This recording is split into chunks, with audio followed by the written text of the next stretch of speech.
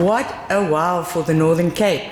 And for me, the host as UNISA of the Northern Cape from Kimberley, thank you. Thank you for taking time to attend the first post-sector training seminar in the Northern Cape. It's the PSET sector's first seminar, and it's our first forum that we established this year, or the forum established this year. For us, of course, it's a huge honor to have our Honorable Premier in the house. Premier Sol, thank you for being here.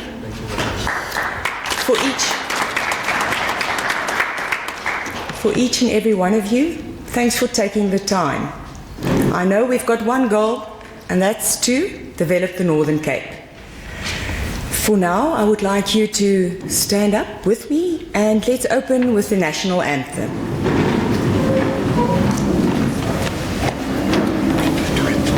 He's got it there. Yeah, I'm going to put the lyrics in. Please. By singing the African national anthem, Kosi Sikelele Africa. God bless Africa.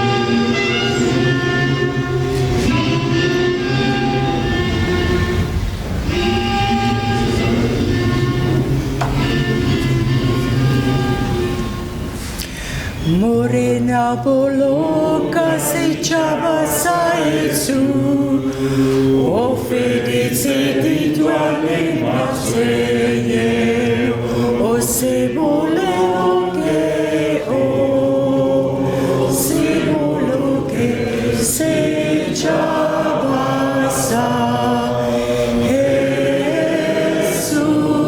se chaba saetsu. South Africa, die blauw van onze hemel, uit die diepte van ons ziel, waar ons eeuwige gebergtes, waar die kranse antwoord gee, soms the call to come together, and united we shall stand. Let us live and strive for freedom in South Africa, our land.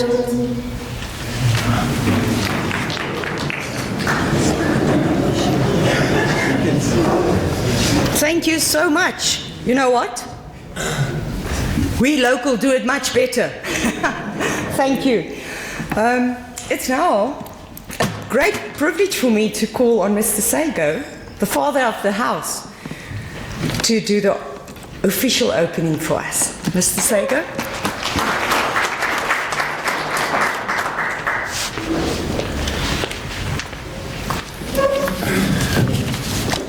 Good morning. Dumelang. Molweni. You know, when I watched when we were at the stadium for the heritage, they said you must learn, each one of us must learn a language.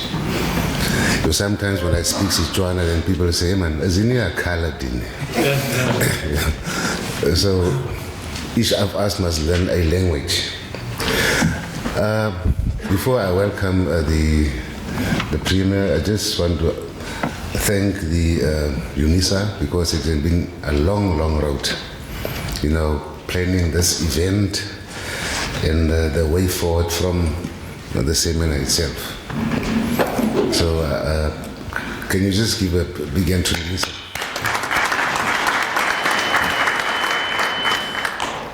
I just want to, you know, yesterday when we wrote I just want to welcome our, what do you call it, the students they usually tell, when they call me boss of the college, and you can say the boss of the province, the Honorable Premier, Zamani Sol. Those who don't know the Premier, you know, sometimes people just hear the name. Can you just,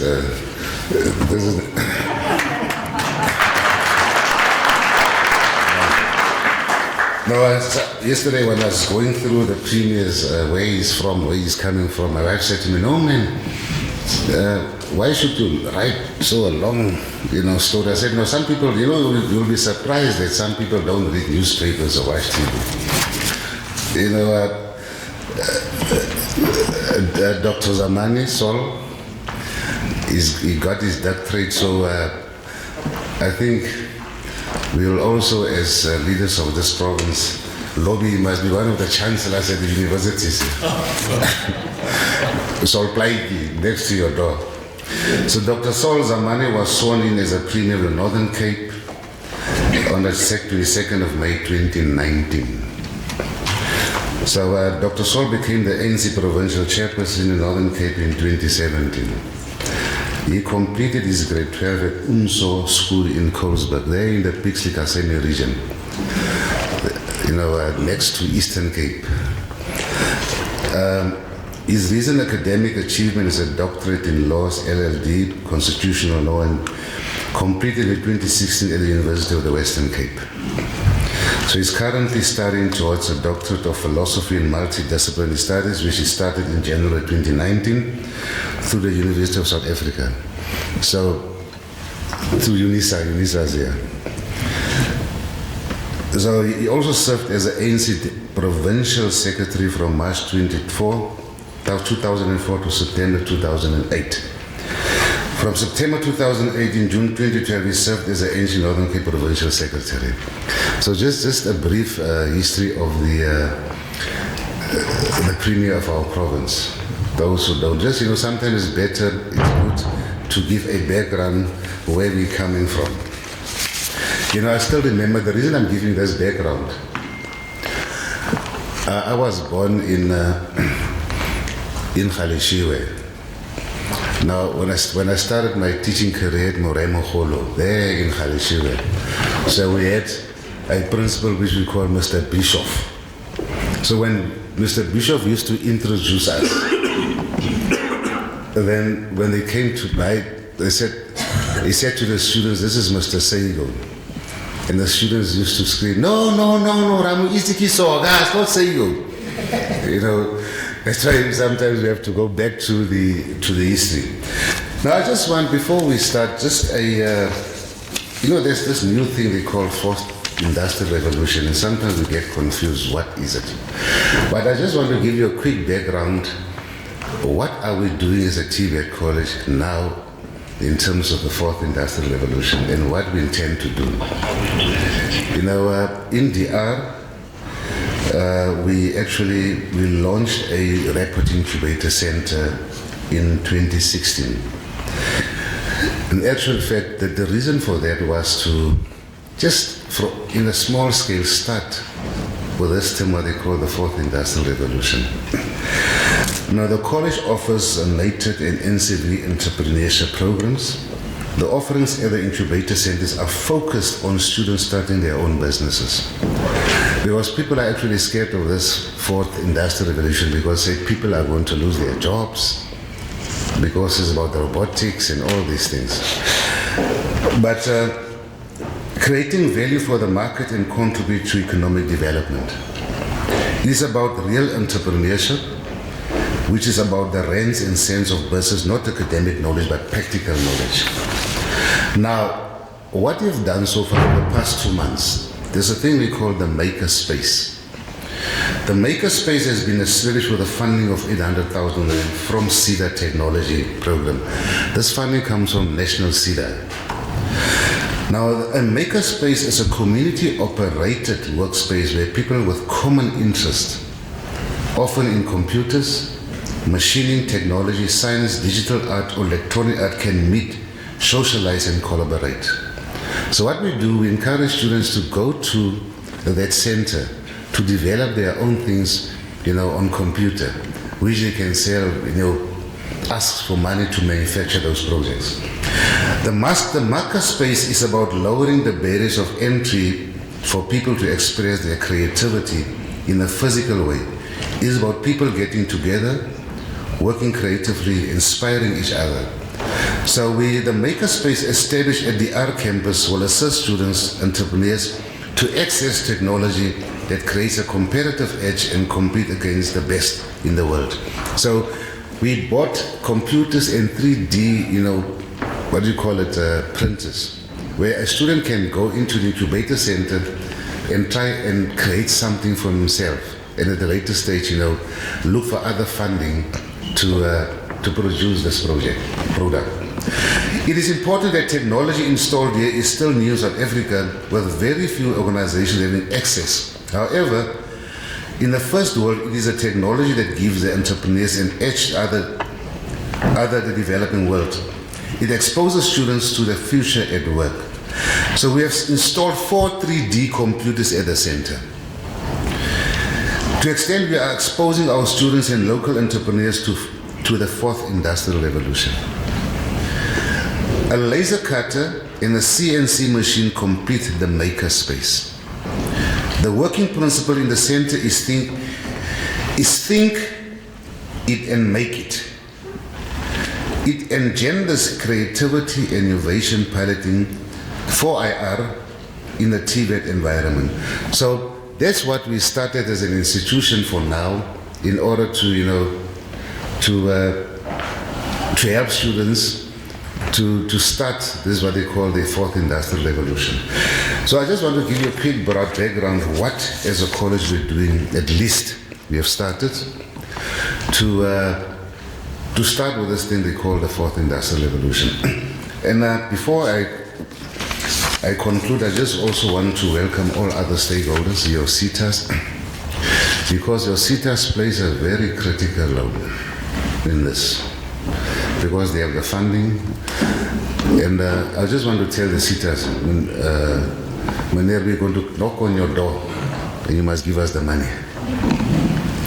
Then I just want to also to say welcome to our board members, the council members, the Provincial Skills Development Forum members who are here, and the private sector. Without the private sector, we won't be able to do anything. I don't know whether Kumba is here. Kumba is not here. Kumba Aino. At least they came to the table. They built us 5 classrooms last year in Katu. And the next projects, they're going to build us a hostel of 41 million rand in Katu. So, and also we've started, sponsored by Kumba, a hospitality center in Katu. And they also sponsored 30 students who are doing the B.Ed program, students from the villages there in Kuruman. So all other stakeholders, the PSDF, the Human Resource Development Council, members from the Premier's office, UNISA, Solpleitjies hier, né? Where's Solpleitjie? Solpleitjie, where's Prof Balin? You see, right. So, thank you, ladies and gentlemen. Thank you, ma'am, Sarah. So, I welcome to this event. As she said, this is the first, this is not the last, because there's a lot coming. Thank you.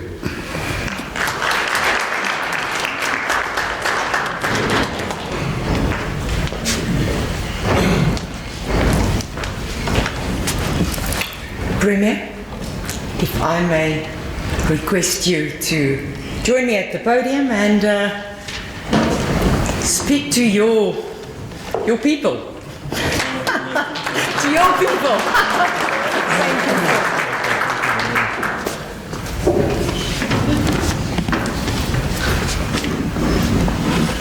Okay. Can I close this and put the song on? Oh, thank you very much.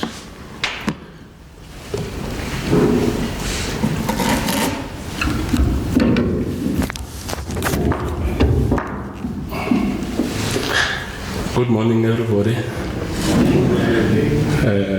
I always sit with the challenge of having to adjust this gadget every time I have to speak. And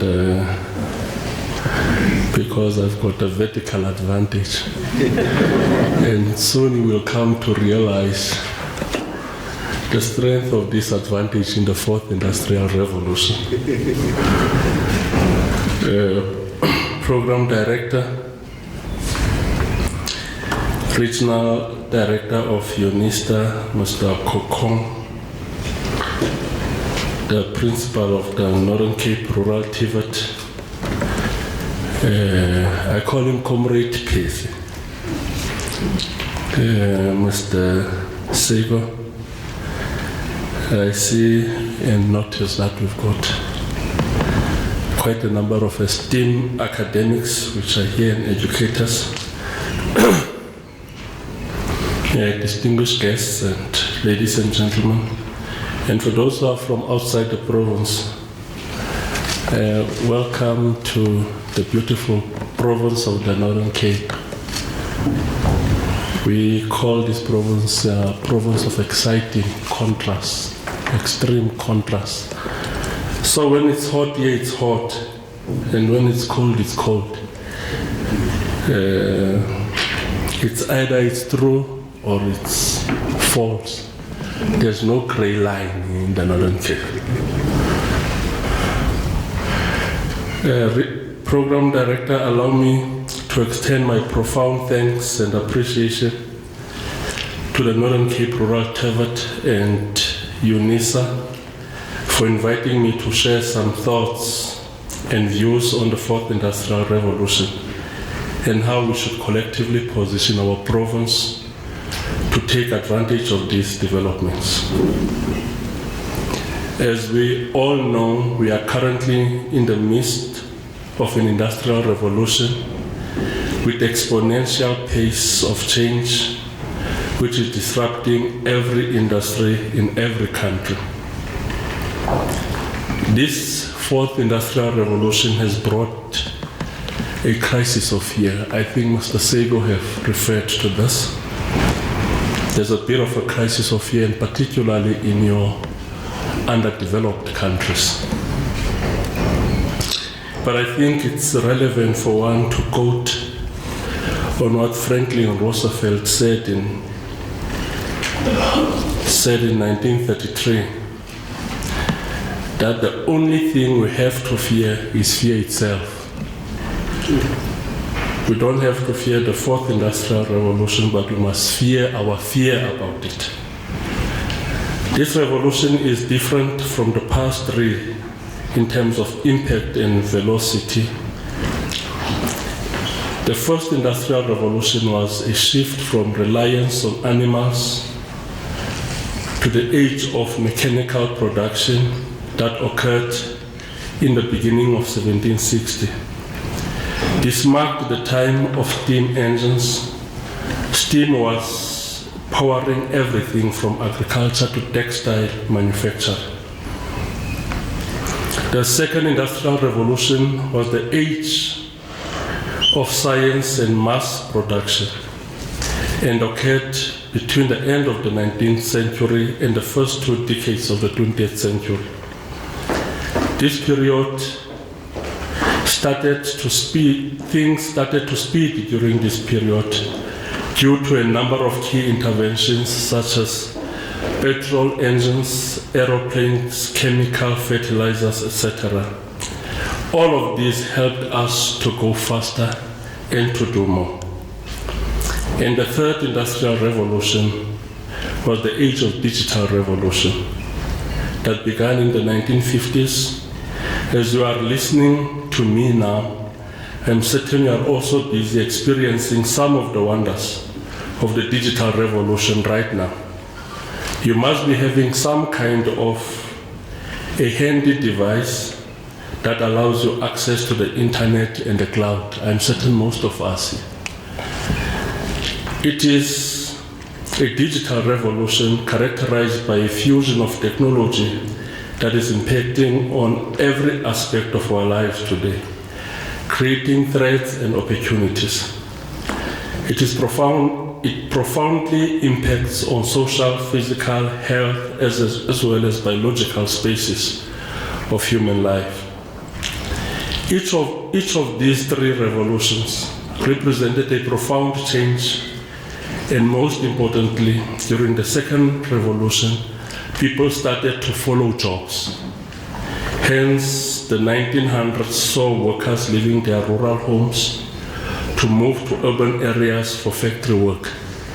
And I think up until today, we are confronted by these major challenges of rural-urban migration, where people follow job opportunities.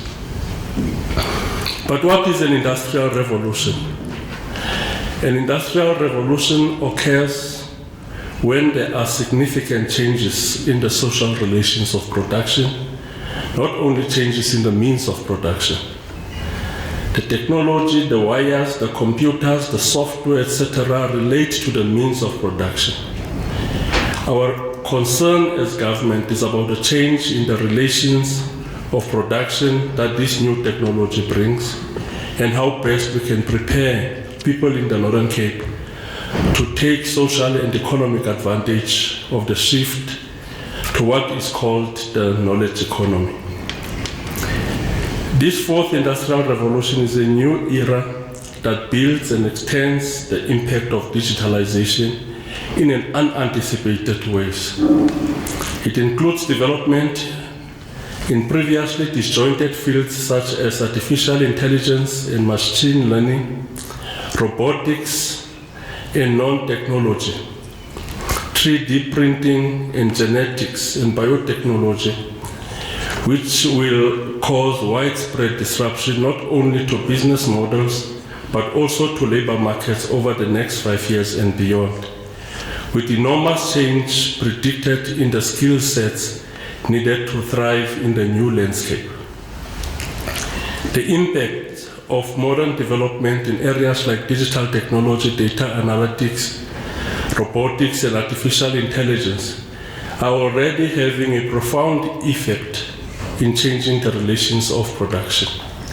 We are all aware of one of the negative consequences of displacement of labor and increasing levels of unemployment in societies that are not able to adapt to the change.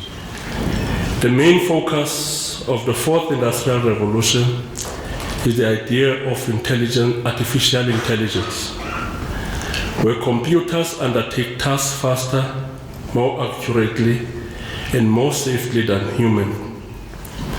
Already, many of the jobs in areas like manufacturing, mining, and agriculture, all relevant to the Northern Cape, are being done using artificial intelligence technologies. A crop harvesting machine on a farm, equipped with cameras and image analysis software, can distinguish a crop plant and a weed, and then spray exactly the correct amount of weed killer on the weed only. Of course, Program Director, we cannot take an anti-technology approach. We cannot behave like Luddites who go around burning machines to try to protect traditional ways of working. What we should be doing is to explore exciting opportunities offered by these developments and respond appropriately. While many of our workers in South Africa and as well as in our province may have a tertiary education, they may not necessarily have the skill set that are needed to bridge the digital gap. Because of the pace of change in digital technology, their skills need to be updated to enable them to grab the opportunities that comes with digital technology. There are many opportunities. For example, the cost of innovation continues to fall as increasingly more people have access to cheaper smartphones. Ladies and gentlemen, in a recent study, it was found that digitalization improves productivity and creates deeper, more sustainable organizational capabilities. The study also found that businesses that invest in upskilling their talent with digital skills are 26% more profitable than their competitors and generate 9% more revenue through their employees and physical assets. The digital skills gap can negatively affect productivity when the pace of technology outpaces the skill set of the workforce using it. Furthermore, a recent study by Deloitte states that the rapid pace of technological change in the workplace is leading to a skills half-life of only 2.5 years. To fix this problem, organizations need to identify the type of digital skills that will drive productivity and growth for their businesses, align these skills with their digital strategy, and then facilitate the upskilling of their employees with these high-value skills. Without the required talent in up-to-date digital skills, South African businesses cannot compete against more digitally matured competitors. Provincial government, together with important stakeholders in education and vocational training, TVET colleges in particular, must turn hand and mind to the economic opportunities on offer, given the unique characteristics and needs of the province. The Provincial Spatial Development Plan has identified many of these opportunities, and we have to think carefully about the strategic investment approaches necessary to take advantage of these opportunities and to maximize the participation of the Northern Cape. Program Director, the most sustainable way to respond to the fourth industrial revolution is to take a focused approach to developing the local intellectual capacity of people of the Northern Cape, particularly of the youth and the next generation who will have to engage directly with new ways of understanding jobs, wealth creation, and distribution of economic benefits. Our school and post-school education institutions must be creative in developing new curriculum and pedagogy approaches to ensuring that our graduates are intellectually equipped to meaningfully engage with the challenges of the knowledge economy. Of course, Program Director, an increased focus on good quality foundational mathematics and physical science is essential in this project. But digital literacy and competence is also important in the humanities and social sciences. Digital arts, filmmaking, performance arts, population studies, in social science, and public health all require a working knowledge of data analytics and artificial intelligence. The opportunities for using such technologies to extend the reach of social justice to the most marginal of our communities are real, and we must learn to use them from an early age. Ladies and gentlemen, in our post-school education, we must increase the number and levels of qualifications in areas like computer science, software engineering, and data science, from certificate to doctoral level qualifications. The Soplaki University was the first university in the continent to offer BSc in data science in 2015. And now they have introduced the honors in data science this year. This is exciting, but it is not enough. We now need to intensify ICT qualifications at the certificate level at our TVET colleges in areas like software code writing, computer science, electronic systems development, digital instrumentalization, and data acquisition. The TVET colleges, together with Soplaki University, will have to work collaboratively to ensure that we develop a comprehensive strategy to address the skills requirements of the fourth industrial revolution. The Northern Cape also needs more graduates in physics, mathematics, science, computer science, information systems, from 1 year higher certificate level to the PhD in these areas. We also need to see many more women living with such qualifications and actively leading the implementation projects in the world of work. The international evidence is strong in showing that students recruited from a particular area are more likely to return to work in their home areas when the economic opportunities are present. We must actively recruit the fine young minds of the Northern Cape Province into these disciplines and areas of study. Program Director, it is important that the education institutions are complementary in their approach to development of qualifications so that mobility and articulations are possible. The learners who graduate from TVET College must be able to confidently carry the credits of their qualifications to the university and be given advanced standing on entry, not merely be treated as fresh matriculants. Equally, our higher education graduates must be able to enter postgraduate programs of study at any good university locally or abroad and must be encouraged to return to the Northern Cape to work and add value. I think this is one of the biggest challenges that we are sitting with in the Northern Cape. Most of our graduates, those who graduated in Cape Town, they stay there, they don't come back. Those who graduated in KZN and Gauteng, they stay there, they don't come back. And that basically leads to brain drain in the province. Past waves of technological advancement and demographic change have led to increased prosperity, productivity, and job creation.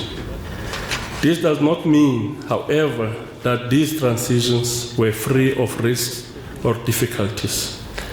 Therefore, Program Director, the current technological revolution does not need to become a race between humans and machines, but rather an opportunity for work to truly become a channel through which people recognize and realize their full potential in order for us to build a modern, growing, and successful province, as envisioned in my inaugural speech when I assumed office. Addressing the challenges of employment, poverty, and inequality in our province requires that we build a repository of skills and capacities consistent with the technologies associated with the fourth industrial revolution. That is the reason why our articulated vision in building the Northern Cape by this sixth administration is to construct a province that is modern, growing, and successful. By a modern province, it simply means that the Northern Cape must be at the cutting edge of the fourth industrial revolution. And the starting point of having the Northern Cape to be at the cutting edge of the fourth industrial revolution, to be a modern province, is to ensure that there is a high degree of connectivity in the province, that people have got access to internet. Hence, all the 226 libraries that we have in the province, by the end of this year, they will have free access to internet. There will be Wi-Fi hotspots in all 226 libraries that we have in the province. Linked to that is the establishment of extra 200 hotspots right throughout the province, so that the people from the province can have easy access to internet, including rural communities. The innovators and disruptors in the industry 10 years from now will be people who are between 10 and 20 years of age. This is a generation who is truly immersed in the digital world. They were born in the advent of the iPad and iPhone, and for them it is natural to have digital technology embedded in their daily lives. Our institutions of learning are therefore challenged to respond comprehensively to address the knowledge and skills requirement of the fourth industrial revolution and quantum computing industrial development. In this regard, please know that you have a partner in the Northern Cape Provincial Government. Together, let us take responsibility to address the challenge that is presented to us. In so doing, advance sustainable human capital as we build on our vision of a modern, growing, and successful province. I thank you very much, Program Director.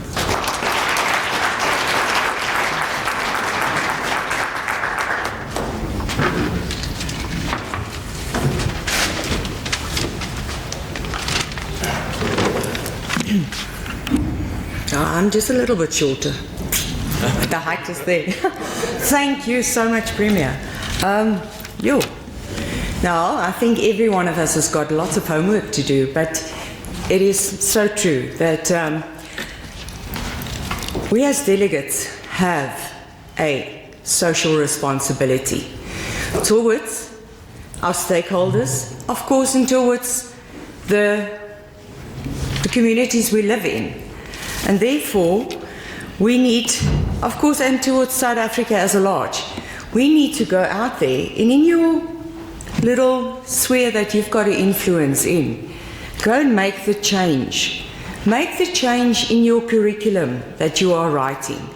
Make the change in your daily activities with your clients you're working with, your personnel you are developing.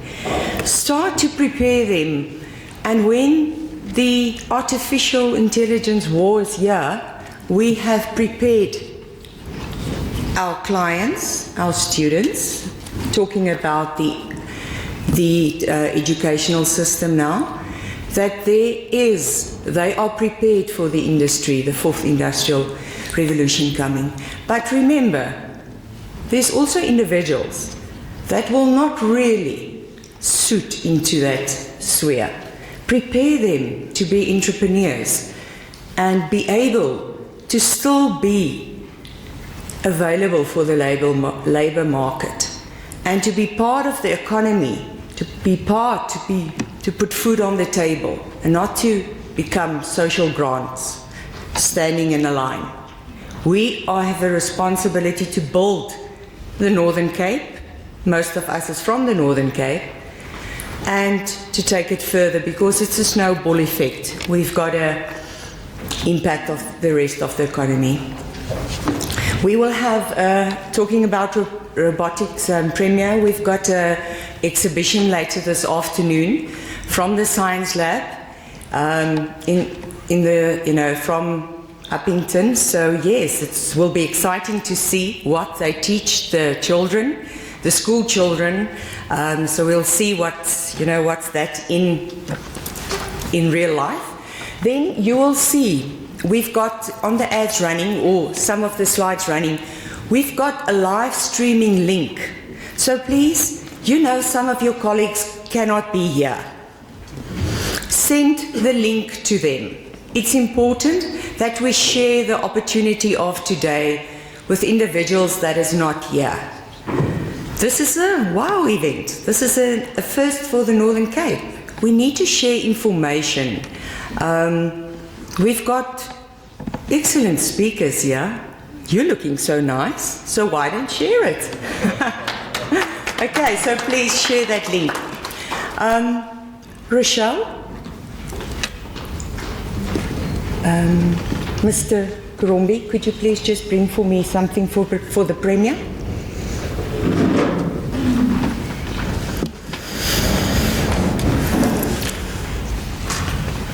I'm sure you have now met the guy or lady sitting next to you. Huh? Have you greeted each other? Okay. Have you done your ad break? You must do an ad break. It's a networking opportunity, no? We don't bring you together just to do nothing. We need to get out here and have networks established.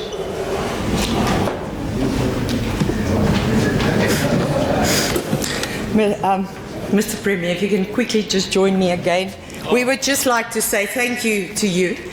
And we are so privileged to get, some of our corporates and sponsors. Okay. We want to make sure you're not thirsty.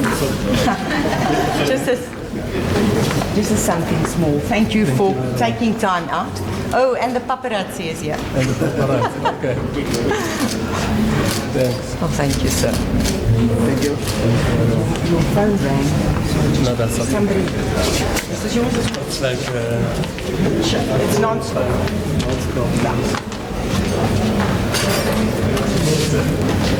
Thank you.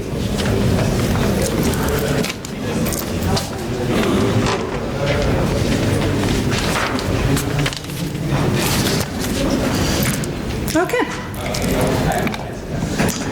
Everybody's still fine. Now we're going to go. Thank you so much. We are going to proceed with our program. Our next speaker is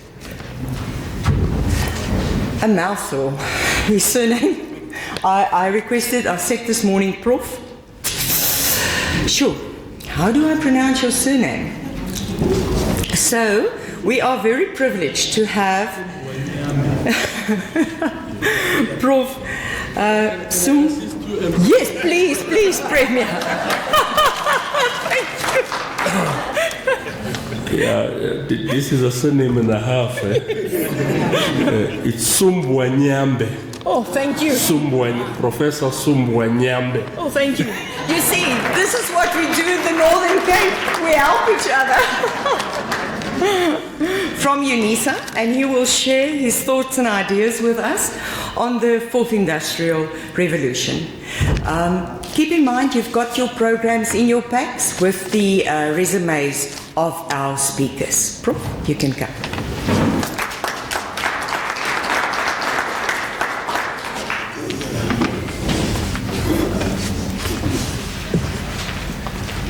Thank you very much to everybody who's here, and thank you, Madam Director, and also thank you, the Premier of Northern Cape, for allowing us to come here and share with you our thoughts about 4IR, which is basically Fourth Industrial Revolution. Well, a lot has been said about Fourth Industrial Revolution by the Premier. And I just saw that Dr. Zamani actually is very, I would say, very intelligent when I heard about his accolades. He now hopes to get his second PhD, which of course some of us, we are still trying to get there, but hopefully we are going to get there. So my presentation basically is based on we are in the 21st century, and what skills do we have actually for the fourth industrial revolution?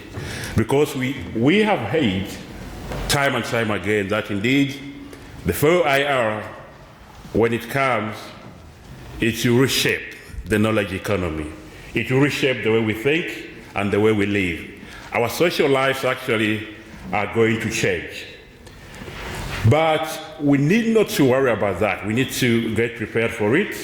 And we can only prepare for it if, and only if, I say, we are skilled in the necessary skills to leapfrog the fourth industrial revolution.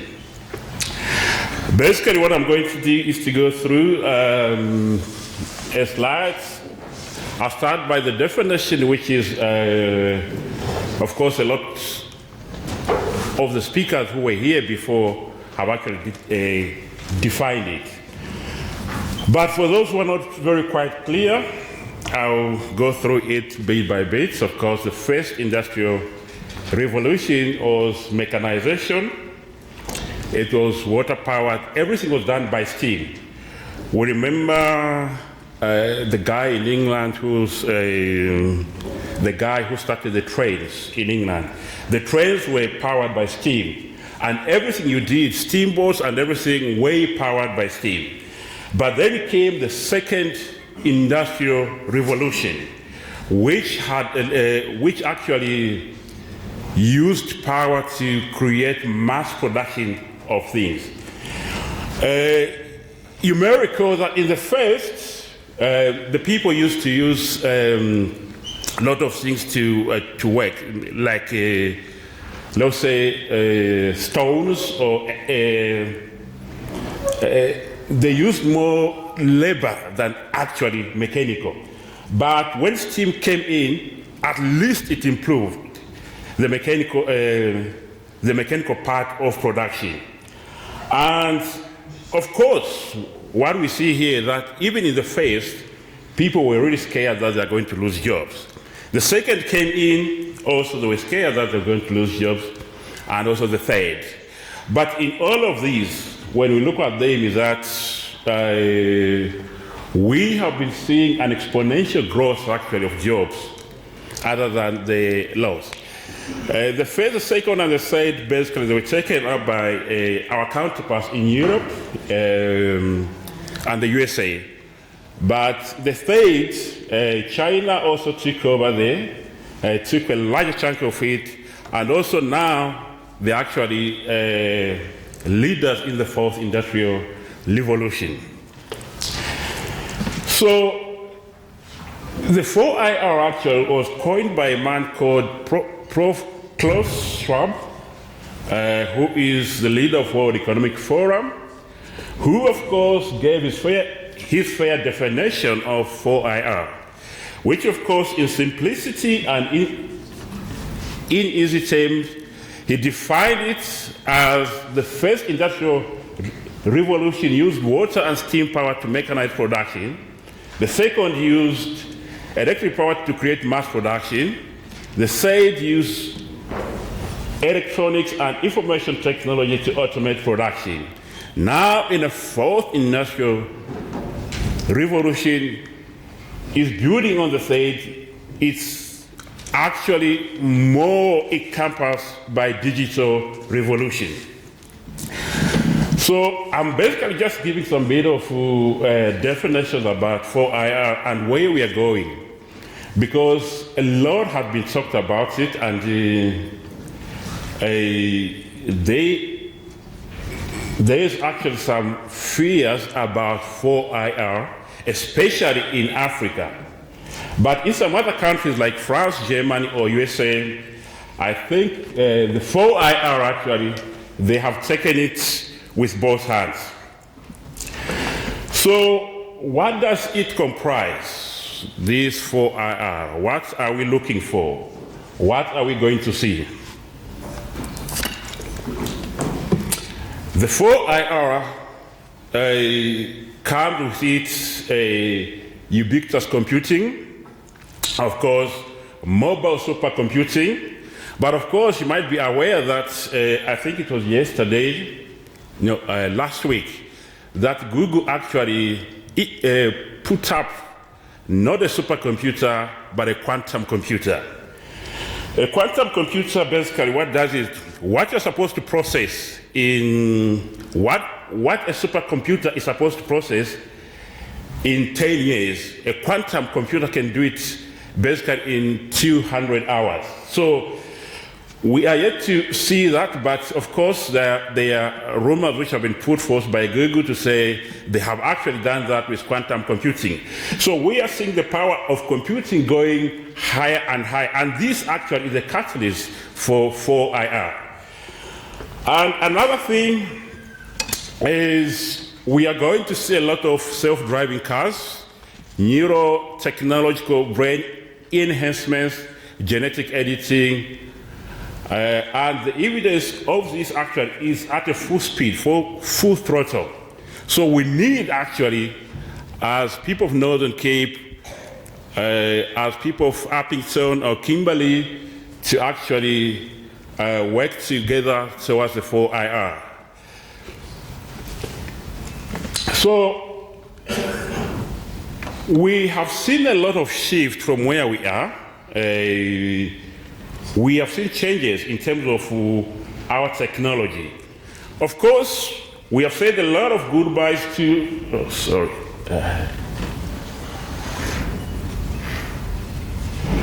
we have said a lot of goodbyes, which was our old technology, to new technology, which is based in 4IR. We have seen robo-nannies coming in. Of course, we have seen what we call biohacking. We have seen a memory implants. We have seen augmented reality, for those who know, 3D printing, and of course, a lot of technology which has come around us, which is pay by fingerprint, near-field communication. All those borders own the changes which we are experiencing from what we had last year or in the previous century.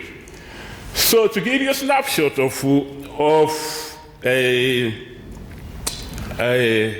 4IR, I'll basically go through some things which are coming onto 4, which of course we might call it as the digital tsunami, which of course on the core of it actually is machine learning and deep learning. For those of you, for the students who are here actually, I think these are the core things which we need to look at as Northern Cape, as SA, or as Africa as a whole. We are seeing a lot of changes. Nowadays, people can actually change your genes. You know, long time ago, it was very difficult to change the genes of a person, but now your genes can be changed, what they call gene editing. We are seeing a lot of driverless cars which are coming in. I think Volvo is one of those actually which are leading in driverless cars.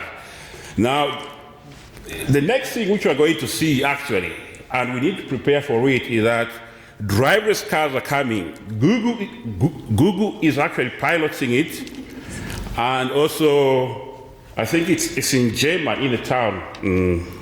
I've forgotten the name of the town, but they are also doing piloting of driverless cars. And 3D printing, of course, that you see, there'll be a lot of things to do using 3D printing, which of course some universities like University of Johannesburg, UNISA, we are actually rushing very fast to get our students to train in those areas. More, we are focused on artificial intelligence and machine learning, which are the key drivers of 4IR. So, to give you more definition for you to understand what 4IR is, so that next time we don't think that 4IR is here to take our jobs or to replace us. So those are the things which are actually in 4IR, because what we have to do is to make sure that even as we teach, our students, even as we teach the learners, we need to reshape our curriculum based on the 4IR drivers, because those are the key. Because in Africa and in Asia as a whole, is that people worry that jobs will be taken away. But the major problem, I think, is that we are not skilling our people well. Most of the skills which are there, they don't talk to 4IR. When I go down, I'll show you what happens later on. But those are the drivers of this new school, which is called Fourth Industrial Revolution.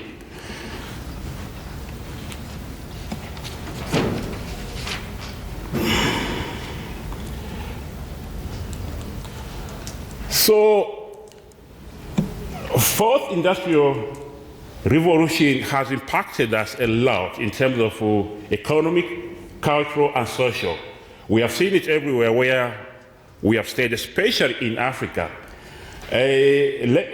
Actually, some companies like McKinsey, they actually say that 58% of jobs will be automated. And we have a lot of people actually who think the world is going to be more to do with robots running around us, but that shouldn't worry us, because we need, as the Premier said, we need to work with digitization for the benefit of the knowledge economy. So, where are we as Africa? Where are we as South Africa? Where are we as Northern Cape? Where are we moving to in line with 4IR? Africa has done a little bit less, not too much compared to other countries like China or France or Germany or the USA. But slowly, as we talk about it more and more, I think, in my own opinion, or in my own thinking, Africa slowly we are getting there, because the first, the second, and the third, we were left behind. But I feel this one actually, because it is actually pressing on us, we are going to run with it. Because countries like Kenya, Rwanda, and also SA, I think the president actually has emphasized much on adapting to 4IR. So, but in a nutshell, most of African countries, we are still on the side. We haven't really embraced it. And this gravy train is passing. So if we don't rush, we are going to be in trouble. Because in France, from 2016 to 2019, I think about 20 startups were created. Just from 2016 to 2019. They were created under the 4IR.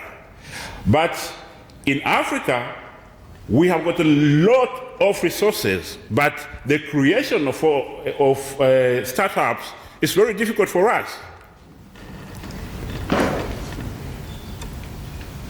The reason being is we don't have the necessary skills, we don't have the necessary teachings to leapfrog us into the fourth industrial revolution.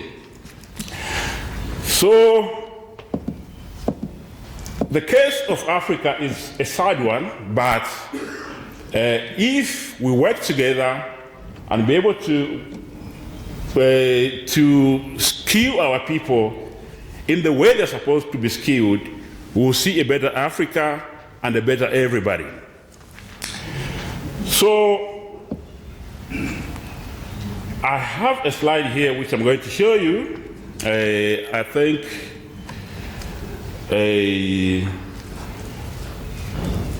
where I think we are as Africa. When you look at it, 4IR and Africa, we are a little bit still stuck on the pavement. We haven't moved because we don't have the necessary skills. But the other side, they are moving at a very supersonic speed. We are not moving. We are just stationary. But we need to embrace it because if we lose jobs, of course, some jobs will be automated, but there will be jobs created. We can only do that if we really train ourselves into things like AI, machine learning, building robotics, and all that. And that must start from the early age, not when somebody is maybe maybe at metric level. But the training must start at a very tender age. Maybe in grade 1, grade 2, grade 3, we teach them programming skills. Because in Rwanda, actually, they have introduced programming skills in schools. And also, if you look at the universities like MIT, they have what they call Scratch. Scratch, basically, it teaches young ones on how to program, because these are the necessary skills for the future Africa. If we don't do that, we'll still be stuck on the pavement, not doing anything but mourning and complaining.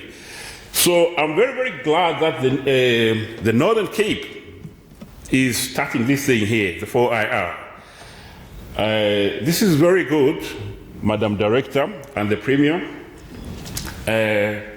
We want to see the Northern Cape. It has the potential to develop. It has the potential to harness on 4IR. It may seem like it's just a desert, but there's a lot in the desert. You have the mines to work with. You have tourism, which is very flourishing here. So with that all, we need to see how we can train people for them to harness the potential of the Northern Cape. Let me give you an example of France, what it does. France, they've told themselves that they will actually innovate and to create entrepreneurs. And if you go to Google and then you try to Google maybe tourism in Africa, we have very few platforms actually where you can actually see what tourism in Africa or in SA or in Northern Cape itself. So we need to work that for young ones actually to create startups which talk to the province of Northern Cape. So it is really a challenge for Africa, but thank God we are starting well. The president is on it, and also I've seen a lot of ministers and mayors taking into 4IR. So 4IR actually works more on data. You need to have data. You need to create data, but what we don't have in Africa is storage of data. If you look at Google, the moment you sign onto Google Gmail, you're signing yourself to getting the data from you. So whatever you do, Google is going to take that and use it to themselves. If you go to America now, Google has got these data centers which are very, very big, you know? They use that to store data, which they use actually to determine where you are. Right now,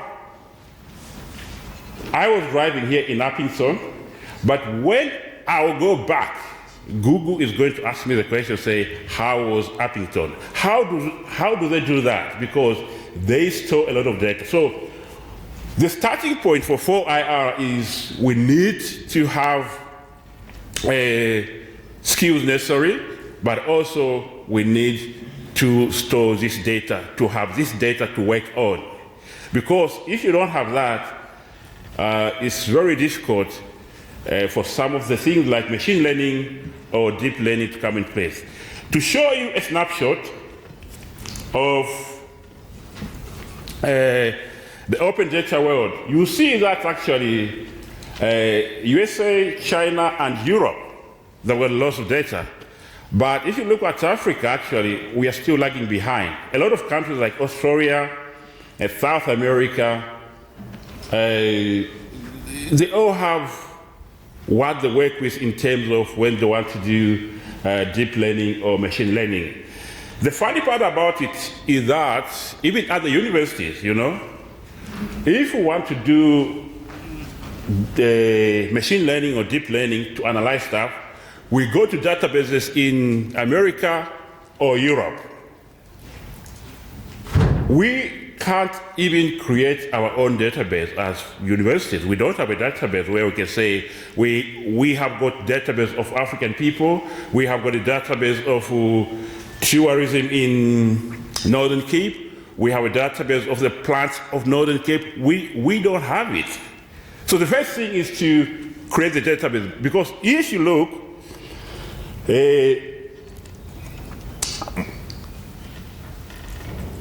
Africa, where it is, we haven't done a lot, but I'm pretty sure we'll be moving towards a direction of 4IR and harnessing the potential of 4IR. So another snapshot to say, see those websites there, if you want to see, in the cities, because this 4IR is, you need to work with the universities, you need to work with administration, and you need to work with the people for you to leapfrog it. If those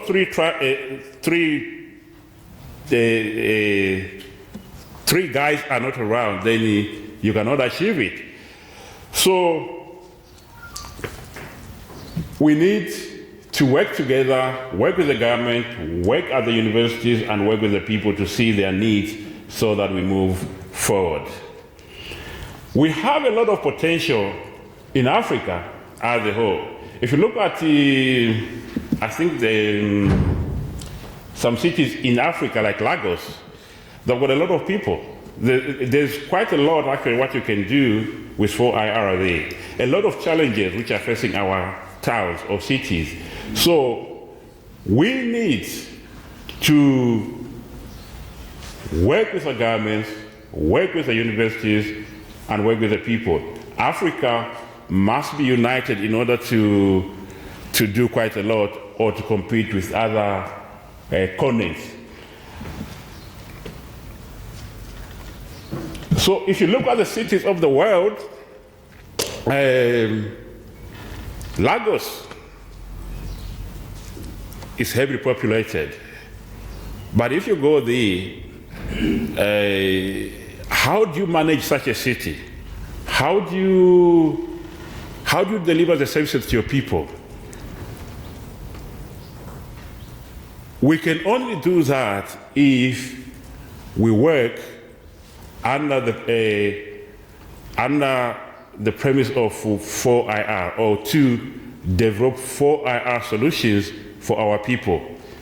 So we have the potential to, but we need the skills to actually create a lot of jobs or to start to create startups.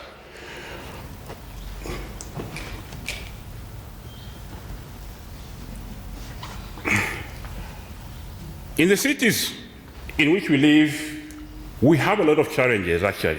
If you look around the cities in which we live, we have got lots and lots of challenges. So it is when we identify those challenges that we can implement startups for our countries or for our cities. There's the population, as I talk to people, is good. Unemployment is very high, a lot of slums, poor quality social services, and the vulnerability to disasters and climate change.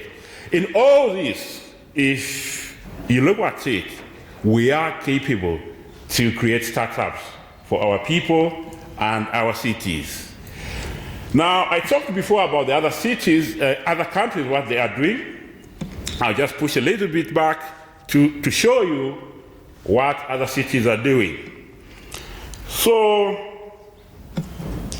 the first of the countries which I'm going to talk about is China. Well, China, there's what they call, although China now, well, China's got its own things because there's the people saying this and the government doing that. So a little bit of things there. But in terms of 4IR, they have advanced a lot because by 2020, they want to make China to have cameras wherever you go. So what they have is what they call the social credit system. The social credit system, what it does, I'm just giving you what we can do as probably Northern Cape or Johannesburg or Kimberley, what we can do or what we cannot do. But I think it is what we can do which weighs more. So what they do is you can actually, in China, your face is recognized by camera. And the way you move, the way you cross the road, they'll either discredit you because the social credit score has got a rating. If you're at 800, you are safe.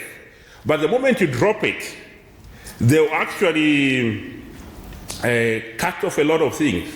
They'll cut off your internet, they'll traveling, and a lot of things. So they are actually watching over their citizens. But okay, that comes with privacy issues also. But for them as a country, well, maybe it works better because it's a populated country. So whatever you contribute, China watches. If you look at the two policemen over there, what the glasses they are wearing are able to tell through AI or machine learning if you are an offender. If I just look at you, it will show me, so, oh, this one is jumped to prison. If I look at the car, I say, oh, the number plate will come and it will send to the center, say, oh, that car is on this. They don't need to hold the cameras like the way we do. You see, you find here maybe the police corps, especially in Johannesburg, quite a lot of them.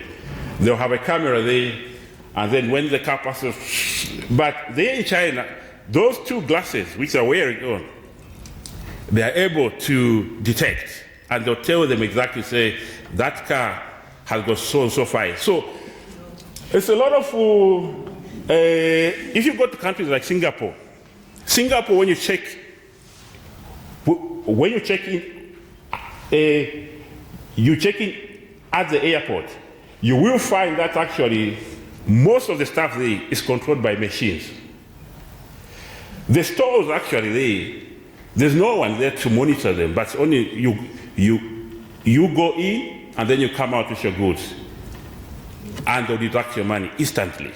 Say, this is what you bought and this is what we are getting. They use things like RFID technology. So we can actually harness a lot of things. We can create startups. We just need to think out of the box and be able to move forward with other countries. So if you go to France, I'll give you an example. I've talked about it a little bit. France created a lot of startups, of course. All these startups which you are seeing there, spend desk, it will calculate how much you spend and how much your employer gives you. Actually, what you need to do with spend desk is just, you enter your detail there, and it will actually advise you on how you should spend your money, given your credit rating. So all these startups were started off from the banking sector. So they are more close actually to the banking sector. They work in that area. So These startups actually were only created from 2016 to between 2016 and 2019. You can see the jobs which France has created through basically they are based on computers. They are just software you program, it comes up. But all hope is not lost in Africa, of course. You see, the president has taken it on very seriously to make sure that actually we run this 4IR. So to give you a snapshot of where South Africa is and how people are talking about 4IR, I'll take you to my next slide, which is the trade. You will see that in 2019, this 2019, a lot about 4IR has been talked about. So how does it fare? You find 34 words were used in education. 33 on people, 4IR and people, 33. Education, 34. That's number one. Economy, 27. A lot of ministers and those in government talked about 4IR. The words which were used there is 25. You can see that actually, as South Africa, we are not actually very much behind, but because we are pushing it at a fast speed also. We are trying to race and to be able to catch up with others. So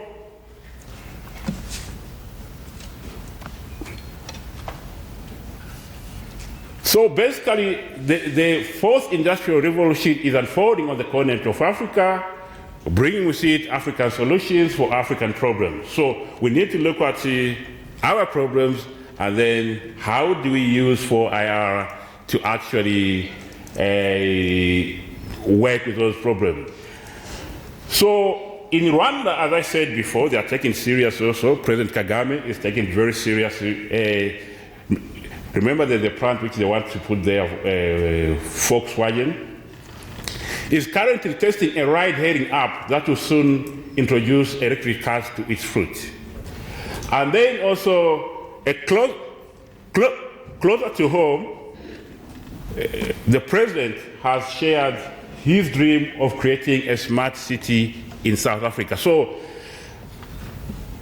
there's a lot to do. Actually, there's so much to do if we put our heads together in order to move into the digitized economy.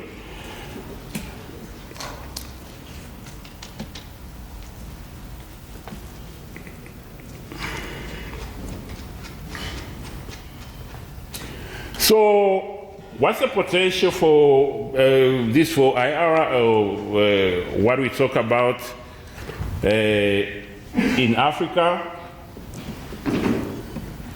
Though we are trailing behind, but I feel we are closing the gap in terms of how we are innovating and how we are teaching our people or our learners or our students. So to give you a snapshot, Kenya developed an SMS-based system to alert government on new infections and response in Sierra Leone. And also, if we use some data analytics, or to use machine learning or deep learning, in Kenya, they developed one program, I think I've forgotten the name, which was able to, what was that? It was a police thing. When we went for a conference, they actually, somebody displayed it to us. So they are working on a lot of things in Africa. we are not really left behind. Kenya, Nigeria, South Africa, Uganda, and Zimbabwe. So the big question is, are your jobs being taken? To answer that one, the managing director of Deloitte Emerging Markets and Africa put that into perspective. Maybe they have been displaced somewhere else. Jobs are not destroyed, they are just displaced. The challenges for us in our part of this world is to how do we capture the displacement? In the last few weeks, of course, we noticed a lot of things in South Africa. The truck drivers going on strike, jobs were taken. Also, we heard from the banking sector to say, I think it is tomorrow when they'll have the total shutdown, but I don't know if they'll have that total shutdown. So if you haven't withdrawn any money, today is your last day to withdraw the money. So that'll come to it. So we saw a lot of this happening to say, jobs are taken in with truck drivers.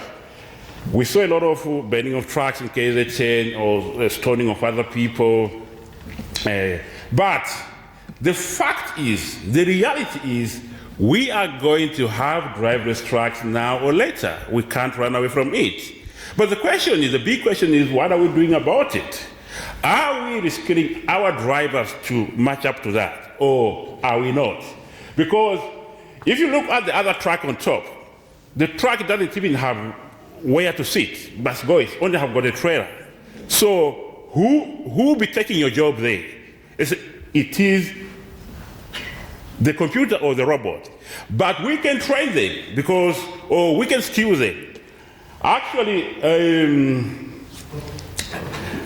at UNISA, we are trying to, working in this space, what we are trying to do, I'm just giving you a brief. What we are trying to do is, these trucks actually, we want to control them from the app. You have an app, then you can control them. Actually, where it is going now, our research focus actually is to make sure that you can actually drive 3 to 4 trucks. Yes. How do we do that? How do we do that? Because this truck can actually be seen on one app. Another one, you put it on the other app. What you need to do then is basically, you can shift the gears on the app of this one, stop it there, and then move this one there, move this one. So it will be more like what they call DJing trucks. See, so this is where the technology is moving. So we can't stop it because you find one driver taking 4 trucks. And these trucks actually, you find, if you use Google Maps, you can use Google Maps, or we can, as Africa, develop our own Google Map, or we can use the Google Map. But if you use Google Map, it can actually pinpoint to where you are going and show you the thing. So basically, our research, what we try to do is to move into that space to see if we can DJ trucks to their destination. So, but of course we are impacted by a lot of this and that, so we need to be very, very careful, because a lot of people, there's a term which they usually say to say, no, you can't go there, this technology is very political. I've never understood the word political, what it means, or so a lot of people say, no, that space is very political, leave it there. But the reality is we need to skill our drivers into trying by almost to DJ the trucks to their destination. So it is research in which we are actually getting into. So you might have heard that indeed actually today is your last day to withdraw money from the ATM. But what really happened in the banking sector is that we did not prepare ourselves. We did not prepare our people. What we used to do was to enter to the bank, you fill in the papers and all that kind of stuff.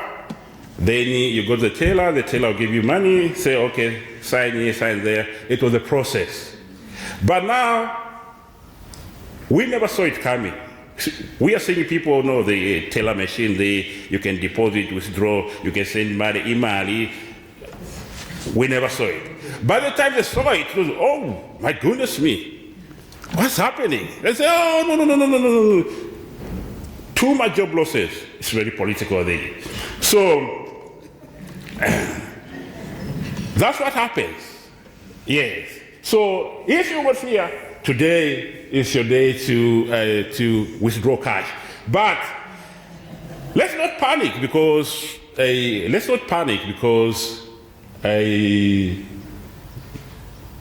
jobs will be created. We are working very hard as institutions of higher learning and also working hard with TVET and also the secondary schools to see how best can we move forward.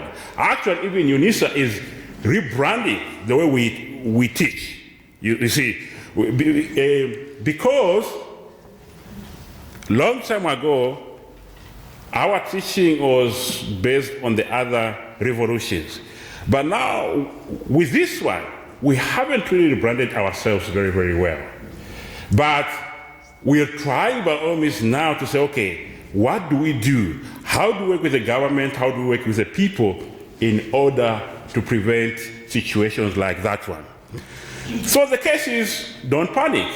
Just stay cool because the government, the universities, and everybody, we are doing something to actually move ourselves to job creation in the fourth industrial revolution. The issue is don't panic. I still repeat it, don't panic. Let's just move. 4IR is here to stay. We can't run away from it, and we need to innovate and create entrepreneurship skills. If we don't do that, then it will be like Africa sitting on a pavement and nowhere to go. So we need to innovate and to create entrepreneurs. We need to create a lot of startups. Actually,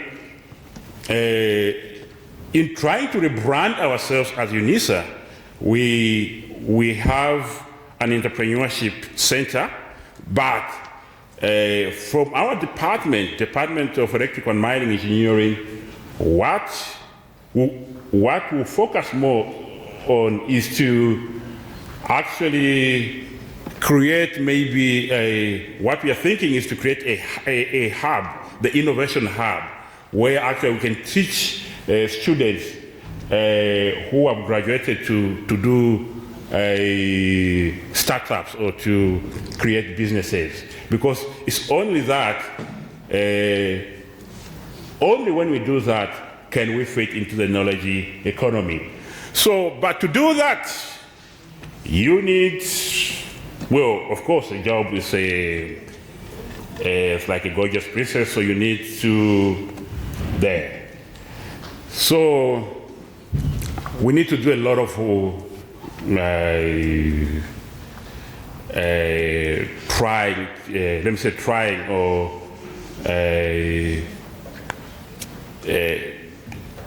to think outside the box. There are quite a lot of things actually which where we can actually create startups or to create jobs. So when you look at cities like Upington or Kimberley or Johannesburg, a lot of things are happening there where you can think out of the box and be able to bring that. So we shouldn't only say, okay, I've finished my matric, I've finished my studies, let me go and look for a job. But we must teach our students on how then, after finishing your studies, how do you go on to creating jobs. So a lot of things can happen there. You see, you can look at population, congested traffic, of course. How do you actually, you can create an app which can actually minimize traffic congestion. Also, in energy crisis, we can look at certain things on how to minimize energy consumption in the homes, unplanned urbanization, how do we detect it quick so that we can be able to stem it or to work with it closely. I remember of a certain guy from Cape Town.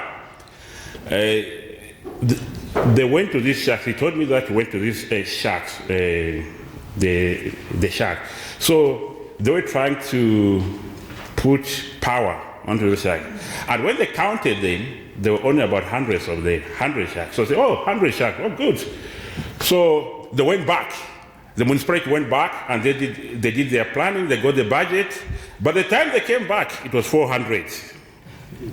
So, you see, so you need to have actually, when you think outside the box, you can actually plan very well into understanding the movements, urbanization, and also how to work with the scarce resources. Migration also, you can look at it, how people are moving and how to monitor them. So there are quite a lot of things which you can do with the under 4 IR.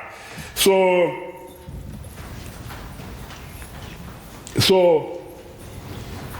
our cities are growing and we can't run away from them, but we need to have skills or people who are ready to tackle and to create jobs or startups in those cities.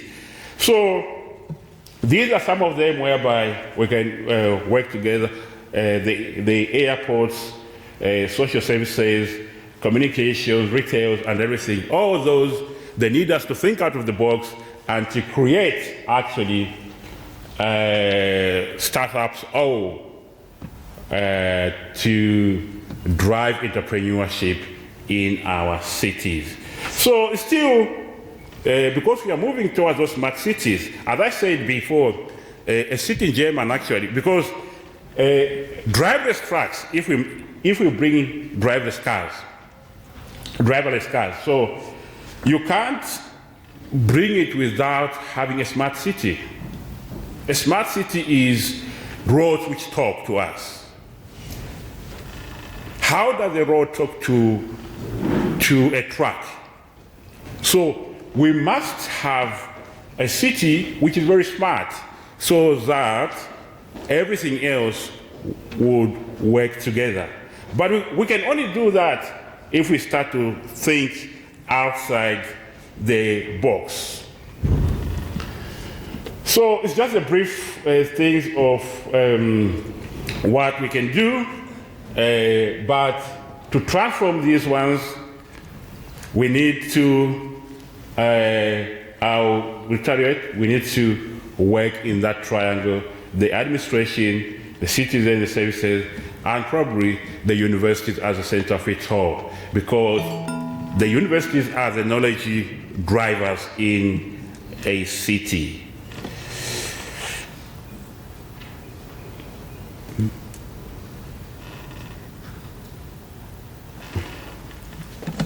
How many time? Oh, yeah, oh, sorry, my time is up. So I'll quickly go through. Yes, we need to look at artificial intelligence. We need to move like that. I'll just go to how do we do it. In order to create that, we need to have the rules of engagement and then go with it with the other 4. And then rules of engagement, we need the administration part of it to actually lay the rules which are required for us to leapfrog the 4 IR, which of course has been done, and also the culture that supports fourth industrial revolution, also smart city innovations for Africa. We need to make sure that with those rules we leapfrog our thing. Now, the other 4 start by educating our young ones to actually work with computers or to work with robots. Of course, UNISA, as I said, works in that space also. We have been going around the country trying to teach the learners how to program and how to program the robots on how to, but it's growing, and hopefully the premier of Northern Cape will come us here. But we have started also here in Upington just to teach the learners and the students on how to do to programming and programming their own. But the 21st century skills are dependent on that for us to move on with 4IR. If we don't do that, then it's another struggle again. So we need that as I've talked. So you have seen what we do basically. We try by all means to teach the learners how to program. Those are the schools which we have been to at UNISA CSET campus. A very beautiful place. If you want to come and see it, well, you're welcome. So that's why we do a lot of engineering and science. How can colleges respond? The TVET, like here, let's work together into seeing on how we can share the values and the knowledge needed for mainly AI, machine learning, deep learning, and also robotics. Schools also we need to adapt very quickly, especially schools which are in the rurals. We need to give them what they need. We need to look at math, physics, ICT, those things. So the challenges we need to rethink our curriculum, how we teach and everything. That we have started doing it at UNISA, rethinking on how we deliver our content to students and how we teach them. So we need to prepare our students for 4IR through curriculum change. So in conclusion, I'll say we need to have closer collaboration, relationships, stimulating demand and qualifications that matter in a country. So I'll stop there, Madam Director. Thank you very much for affording me this opportunity. To you, great people of Northern Cape, and those that come from Johannesburg or Gauteng, I thank you all. God bless you.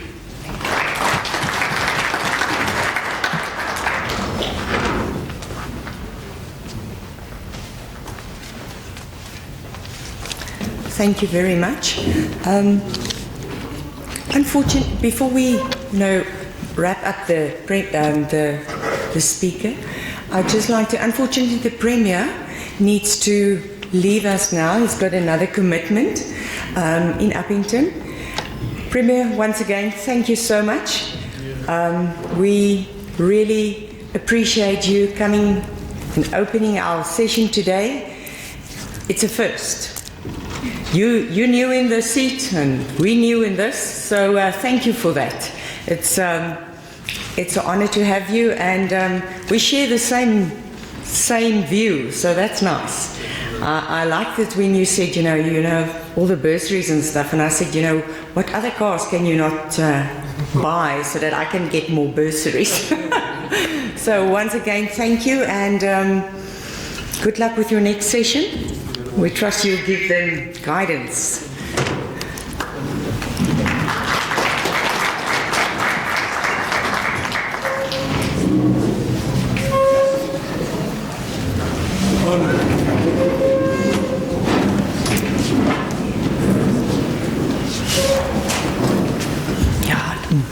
Excuse me.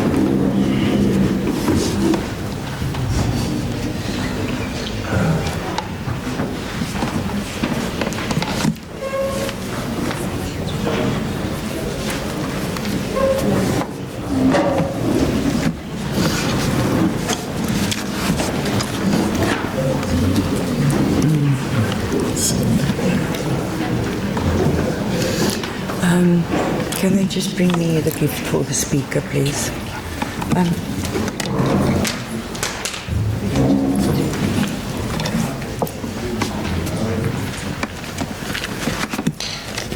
Prof, I'm really sorry that, thank you. It was a lovely presentation, and there is so much information that we can use. Please keep in mind that we will, Gabriel, we'll put all the presentations on our link that where all the delegates can get the information. Yes. It's a mouthful, eh? There's a lot being doing all over the world. Yes. And I like it when you say every time, I'm not losing hope for Africa and South Africa, and then you bring it here. So if they can just bring me something, we really appreciate it. You come from the Titanic there above. I call the UNISA. If you ever seen UNISA, the campus, the big campus, I call it the Titanic. It looks like the Titanic at night, especially when the lights is on. And here's my colleague from the Titanic. We appreciate it for coming all the way.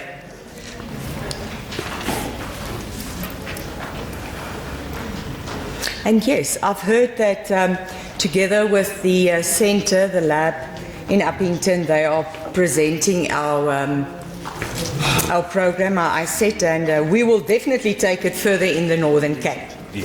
Thank you so much for sharing your knowledge with us. Smile for the paparazzi. Just something as a token of appreciation. Behind the camera. Behind, you can't give it to you. Now, it is evident that we need to embrace the fourth industrial revolution, and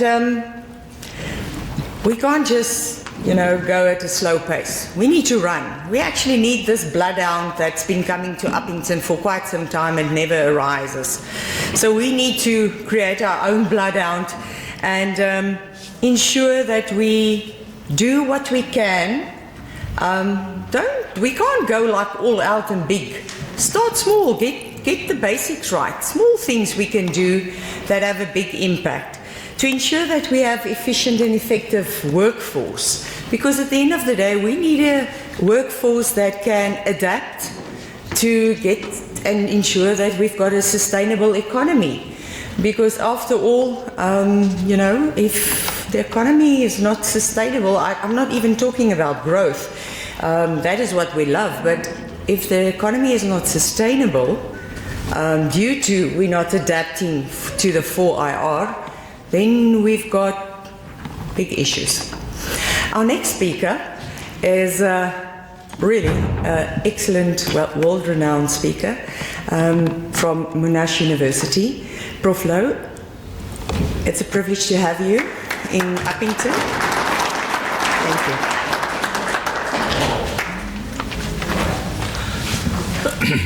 Colleagues, good morning, and thank you very much for the opportunity. It's indeed a privilege to be back in the Northern Cape. Some time ago, I spent a number of years in the Northern Cape, and it was always a privilege to be associated with the Northern Cape and to see how people in this part of the world, with all the challenges, really position themselves to continue to grow an environment that will benefit all its people. I think the important thing that we need to understand is that while the fourth industrial revolution is presented as this monster approaching us, the argument on the other side is that we must try to find the synergy. We must think differently about what is busy happening, and we must see the opportunity in terms of how we combine the new developments in technology with human potential. There's a very interesting book.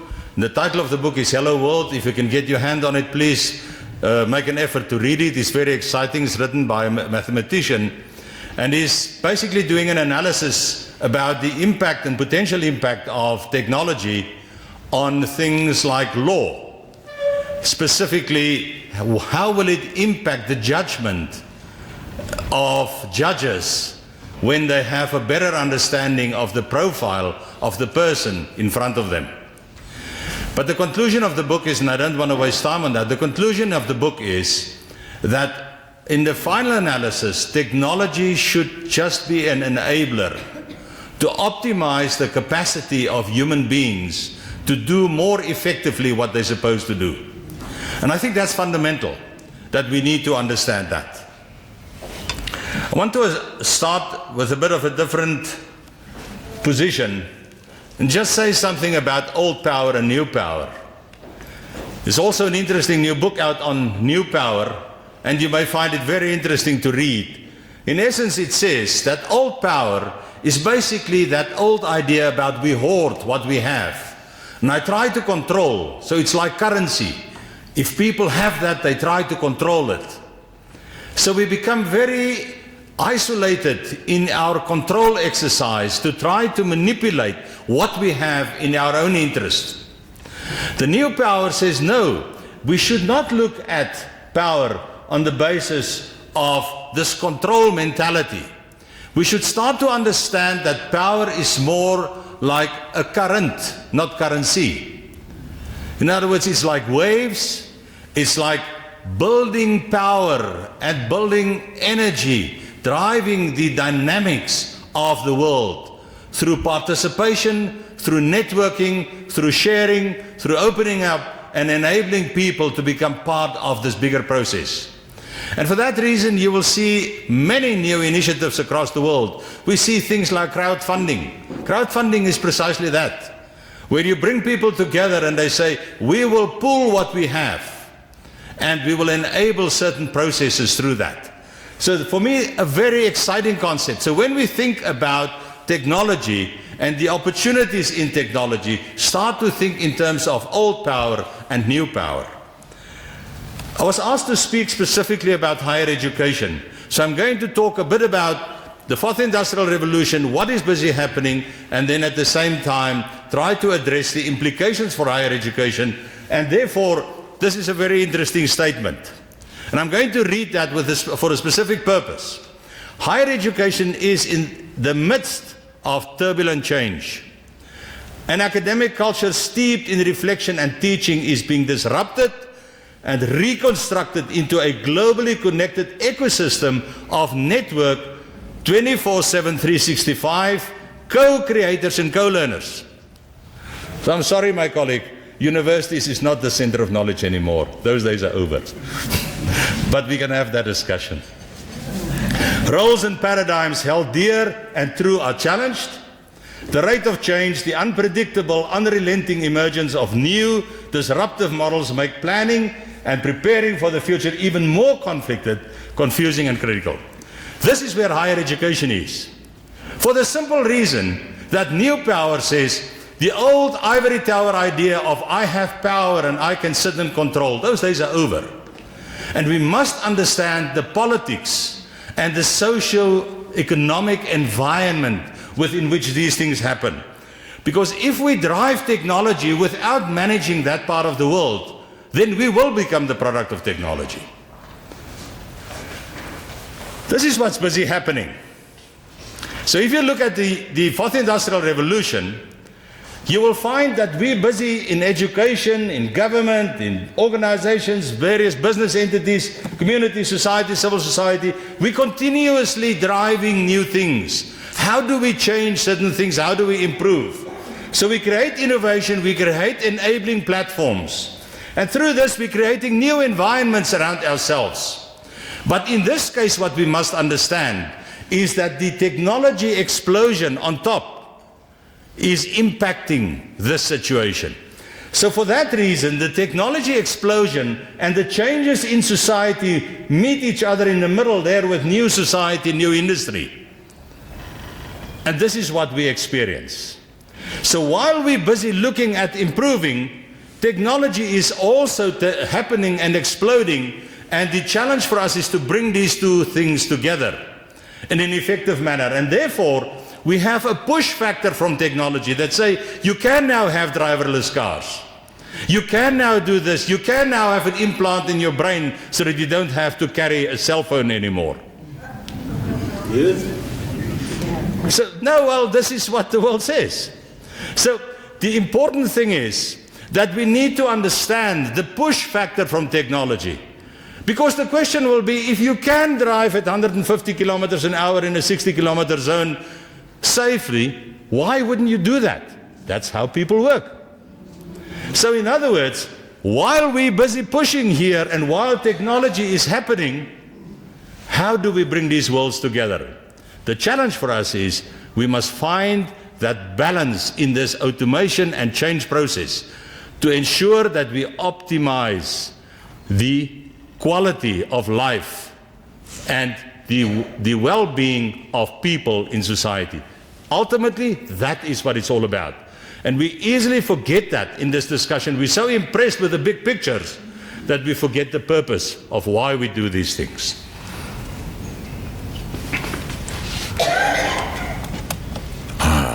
Wunderbar. Thank you.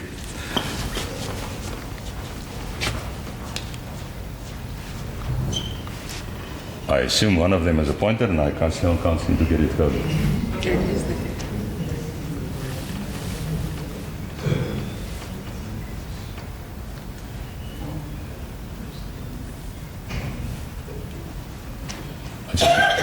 Which one is the pointer? This one, or is the one on the side?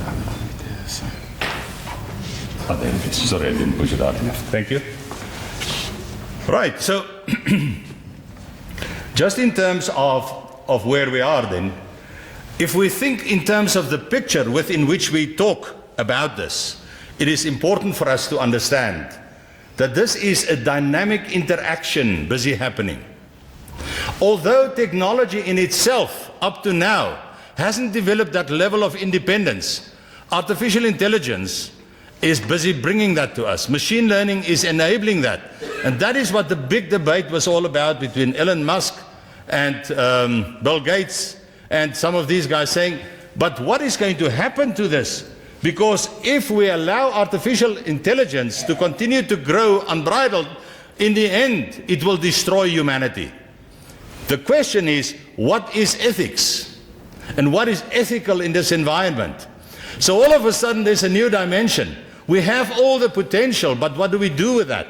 Should we allow this potential in its full consequence? Or how do we manage and contain that at certain stages and push it at other stages to ensure that we get what we want from this?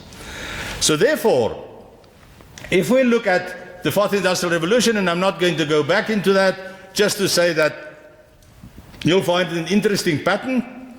There's a massive social, human, political, economic, and globalization effect busy happening, because we should not forget history when we talk about this. Globalization is not new. Globalization is enhanced by this. So all those processes continue. We must just see what the impact is in terms of its further development at this stage. So the question around a threat to human roles and participation, of course it has a threat if we're stupid. Sorry for putting it like that, right? But we reach the stage where we should not allow the world to control us beyond what we consider to be ethical and purpose-driven. So it is a time for reflection on who we are and what we intend to do. So there's different levels of awareness. In the USA, for example, they don't use the fourth IR concept. I have two colleagues the other day on our campus, both of them with PhDs in IT, and they said to me, there's nothing like the fourth IR, this is just a continuation of the internet era. After we had a discussion, I think we now agree. So the point is critical to assess the potential implications. The question is, can we succeed in developing towards an environment with all its dimensions serving the best interest of humanity? And I always want to get back to that. So the outcomes are determined by energy, which is created through effectively managing human activities in all the dimensions sitting around us. We know that there will be changes, and we'll talk about that now and say, listen, how do we manage that? So the question is, if people should all have work, and I want to ask the question, and I would say, should all people in the world have work? Because there is an argument in countries like Finland and in Kenya that maybe we should not have the idea that everyone should be employed. Maybe we should create enough through what we can do with technology to pay people a salary to stay at home.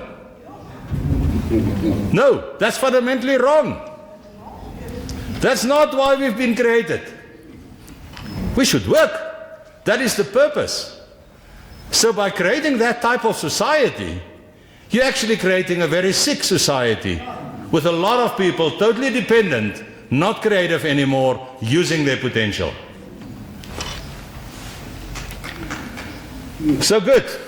We must understand the nature of revolution.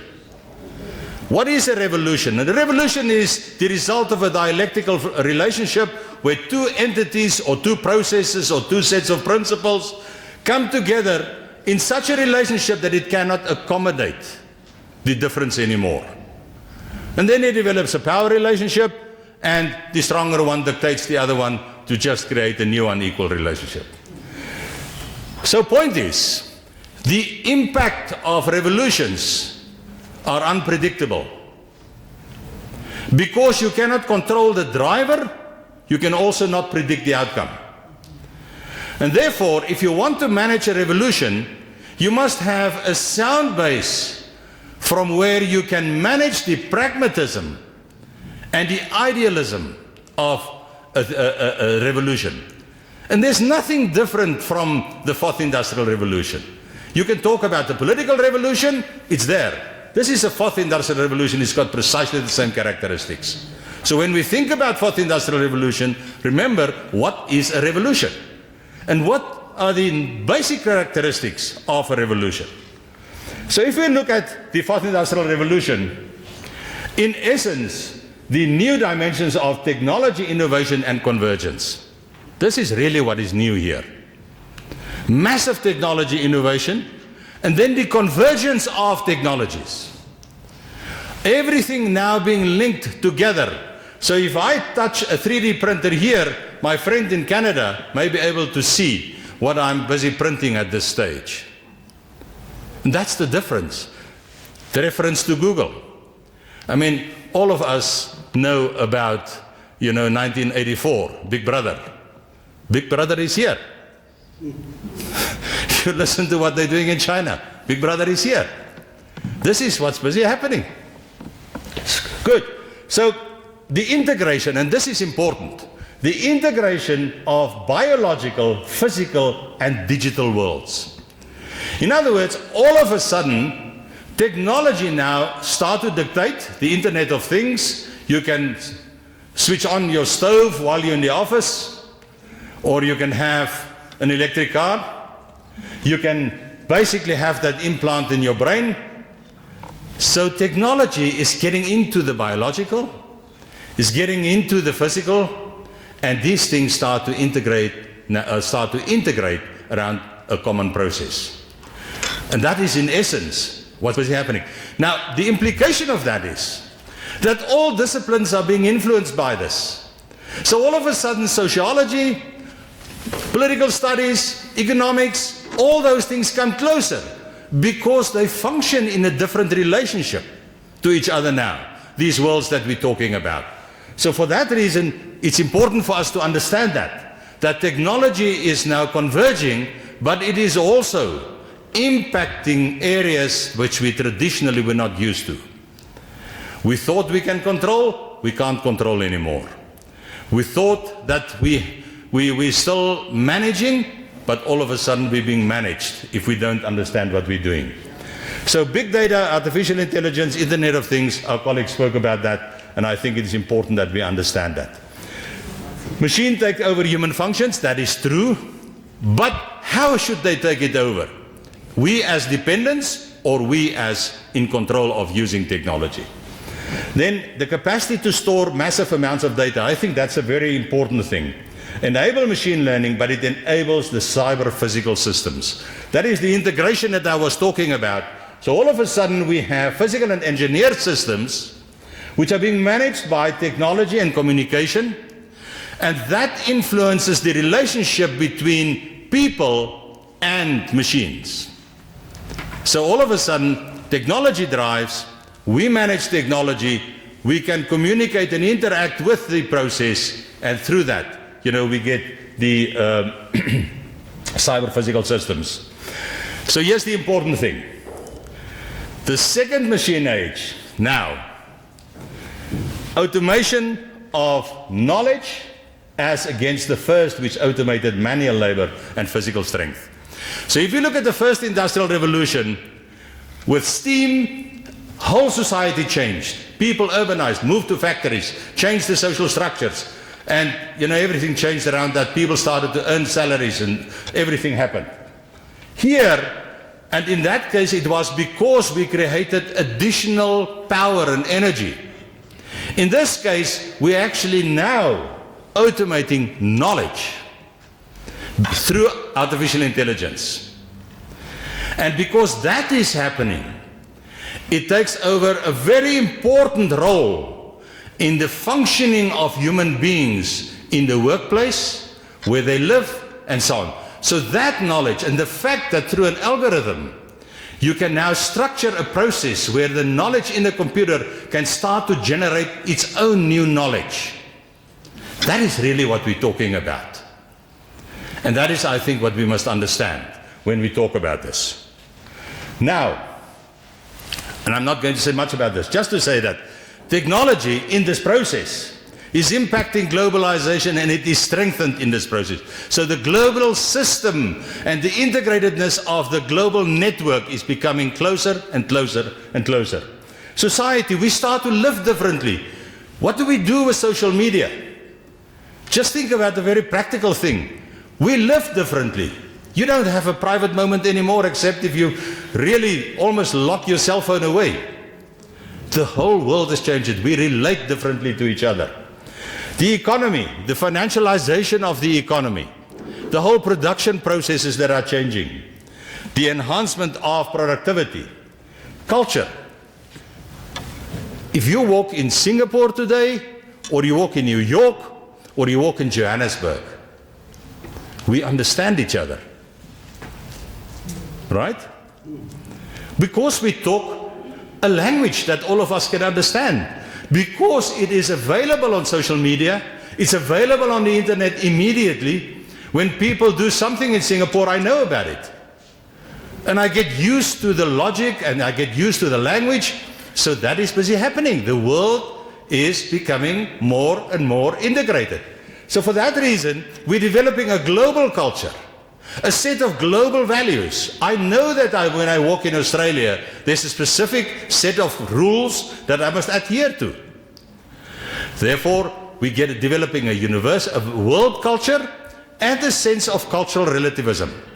So in other words, where my culture differs, I cannot say because my culture differs, yours is wrong. I must find a way of understanding my culture in relation to your culture. And that is a new definition. So we need to understand this. So in the world of work, and I'll say more about the world of work just now, but what is important there, and this we must understand, jobs in demand will involve creativity, data analytics, and so on, a decline of traditional roles in the middle of the skills and learning range. New jobs fill the middle ground. So therefore, we understand that the basic levels of production will be directly influenced. But middle level of jobs, administrative functions, all those things will disappear. And we must find ways of understanding. So we know by now where the positions will disappear. We know where the most pressure will be, and we must prepare ourselves for that. So not saying much about this, just to say that the different revolutions with its different characteristics, and this is too much to talk about, but the paper is available. Please use that, and if you want to talk to me, we can continue the discussion. There are 10 major issues of the fourth industrial revolution which we must understand. And again, too much to talk about, but just to make you aware of it. The manufacturing paradigm, how that changes. The sharing economy, it's more open, more transparent. Transportation change. Employment and labor change, quality of life change. We've got Airbnb and all sorts of strange things nowadays. Big data, all of a sudden a whole new phenomenon, understanding the world in a different way. Future orientation, privacy, smart cities, and business and so on. Not saying more about that. Just a bit of stats. They say, and this is the McKinsey report of 2017, says that if you look at the world today, 50% of the current jobs in agriculture, forestry, fishing, and hunting are potentially automated. 328.9 million people. 64% of current manufacturing jobs are automatable. 237.4 million. 54% of current retail trade jobs employees are automatable. So in other words, there's nowhere to hide in this thing. You must understand how you position yourself in this whole process. So if you look at this, you can basically see that in the United States we're talking about 60.6 million people, 235.1 million employees in India, and 395 million, more or less, people in China. So not all those jobs will disappear, but they will change significantly. If you think that accountants are safe, they are not. Accountants will not be doing number crunching anymore. They will have to become intelligent interpreters and advisors. Architects will change. Lawyers will change. Because you don't need someone to go and sit and read through all the court cases anymore. All the information is there. You can just quickly find what you need. So why would you train someone for 5 years to go and sit and read cases? Not necessary anymore. So for that reason, we need to understand how this world is changing. I don't expect you to read that. It's a diagram I developed just to say, what does this thing look like when you start to talk about the future of work? And that gives you an indication of how the context will change and how it's so big that, you know, it's always lopsided. But it basically says that the context, in other words, the left part of the diagram says that automation, technology enablement and substitution. So it will strengthen, but it will also take away. Less labor supporting and more labor replacing. Knowledge management, 33% of the core skills, they say, will be new by 2020. Skills mismatches, middle class jobs decrease, incentivate to outsource, less investment in HR, then labor flexibilization, short-term labor. Here's the bottom line. The bottom line is that the world of work will say, I'm not going to have a lot of employees in my organization anymore. I'm going to move into the so-called gig economy. I'm going to move into a space with no-hour contracts. So that means that people must come and compete for those few hours of jobs that are maybe available or that functions. So you as an individual now becomes responsible to develop your skills and remain competitive continuously to compete for that opportunity. But once you've done that, you're out. You're not part of the family anymore and have tea every day. No, that's gone.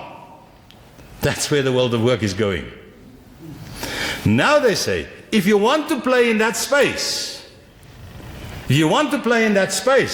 on the right-hand side, they say, your interaction with machines require programming skills across disciplines. So the people that's doing English language must be able to program. The people that want to study history must do programming, because they must be able to access information in an intelligent way. You see, here's the story. The nature of knowledge has changed. In the past, we said if you can quickly list the 10 characteristics of a Land Rover, you're clever. No. That is stupid if you do that, because it's already there. Why would you memorize it? Now it is the ability to identify information needs, to find the information, to analyze it and deconstruct it, reconstruct it, and implement the outcome. So what is knowledge now? Knowledge is method.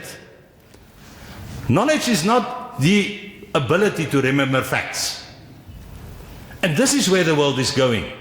So if we in higher education want to do our students a favor, we teach them how to be creative, how to use information, how to analyze, interpret, reconstruct, etc., etc. And that's the world in which we're living. We must balance automation. We must be able to think creatively and critically. We must be flexible, and so on. Therefore, if we look at this situation, where do we find higher education? The nature of jobs is changing, and we must update skills during career. So in other words, you must always build this plane while you're flying it. You cannot say to somebody, hey, the world has changed, go home for 6 months, and go and study this thing. No. It is changing. I want you to come and tell me tomorrow what you're going to do about it.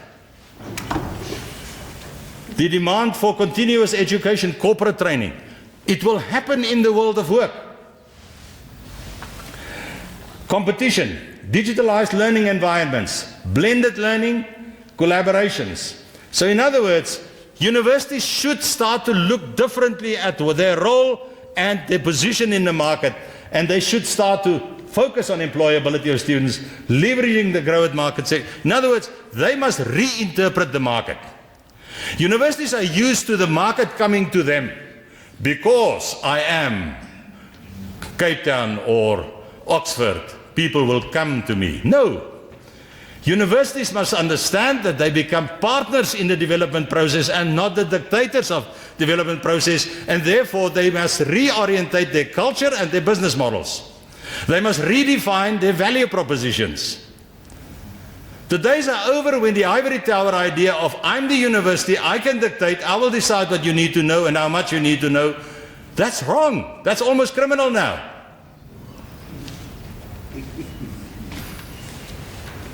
I'm so glad I can say this. You see, that's the advantage of being an academic, you can say what you want to,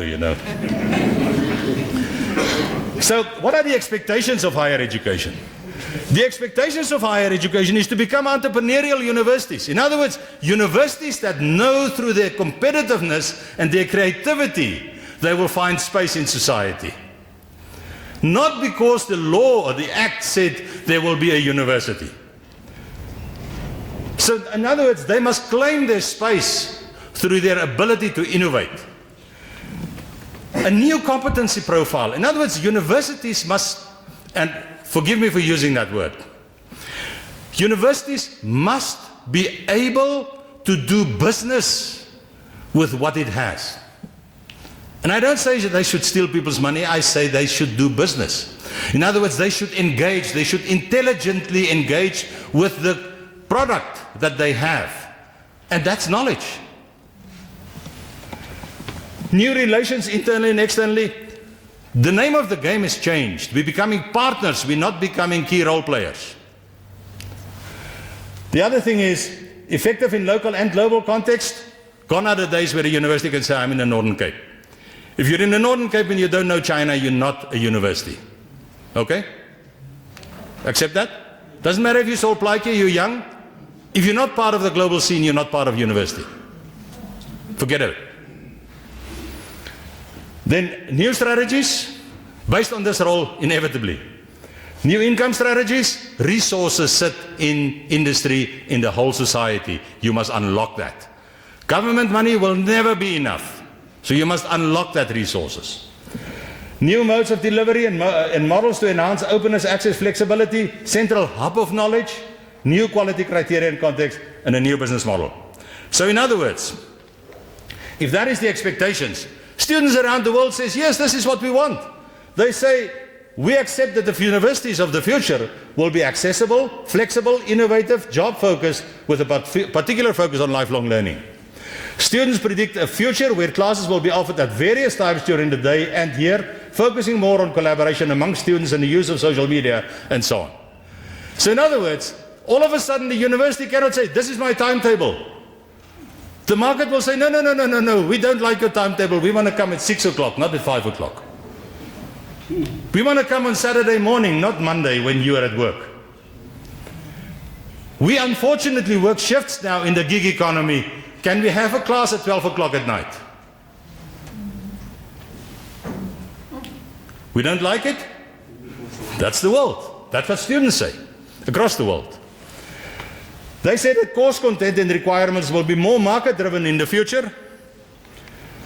They say that content will be designed in collaboration with industry. Gone are the days where academics think that they got all the knowledge. I'm so happy that we realized education is too important to leave it for lecturers and teachers. The campus as it exists may change radically. Colleagues, let's hear this very carefully. Just listen to this. Students will not come to campuses for routine activities anymore. They will come for special experiences and special purposes. The rest of it will be available online to them, and they will not come and sit in your class from 8 to 1. They will not come and sit in your tutorial from 9 to 11 if the tutor is not bringing something that they cannot do online. So forget about this thing that we dish up a meal for students. Students now become active participants. You remember what I read in the beginning? 24/7, 365, planning and replanning, and a whole host of actors involved. That is the new world. Are we there? No, we're not there. Is it busy happening? Yes, of course it's busy happening. We just need to get into that mode. So, an important thing is that universities must learn that they must move away from being mechanistic, focusing on data absorption, and they must really get into data intelligent, data dissection and reconstruction. Developing key intellect and creativity should be the goal of university education. In other words, key intellect, the competency to handle information intelligently and create products from there. That's what it's all about. So I'm not going to go further there, just to say that there are two important things. India, just look at the initiative in India.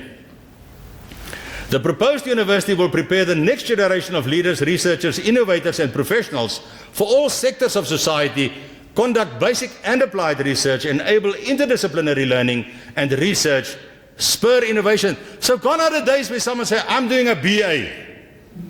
Okay? That's dead. If it's not, and I'm not talking multidisciplinary colleagues. I'm not talking about having history and English. I'm talking about interdisciplinary.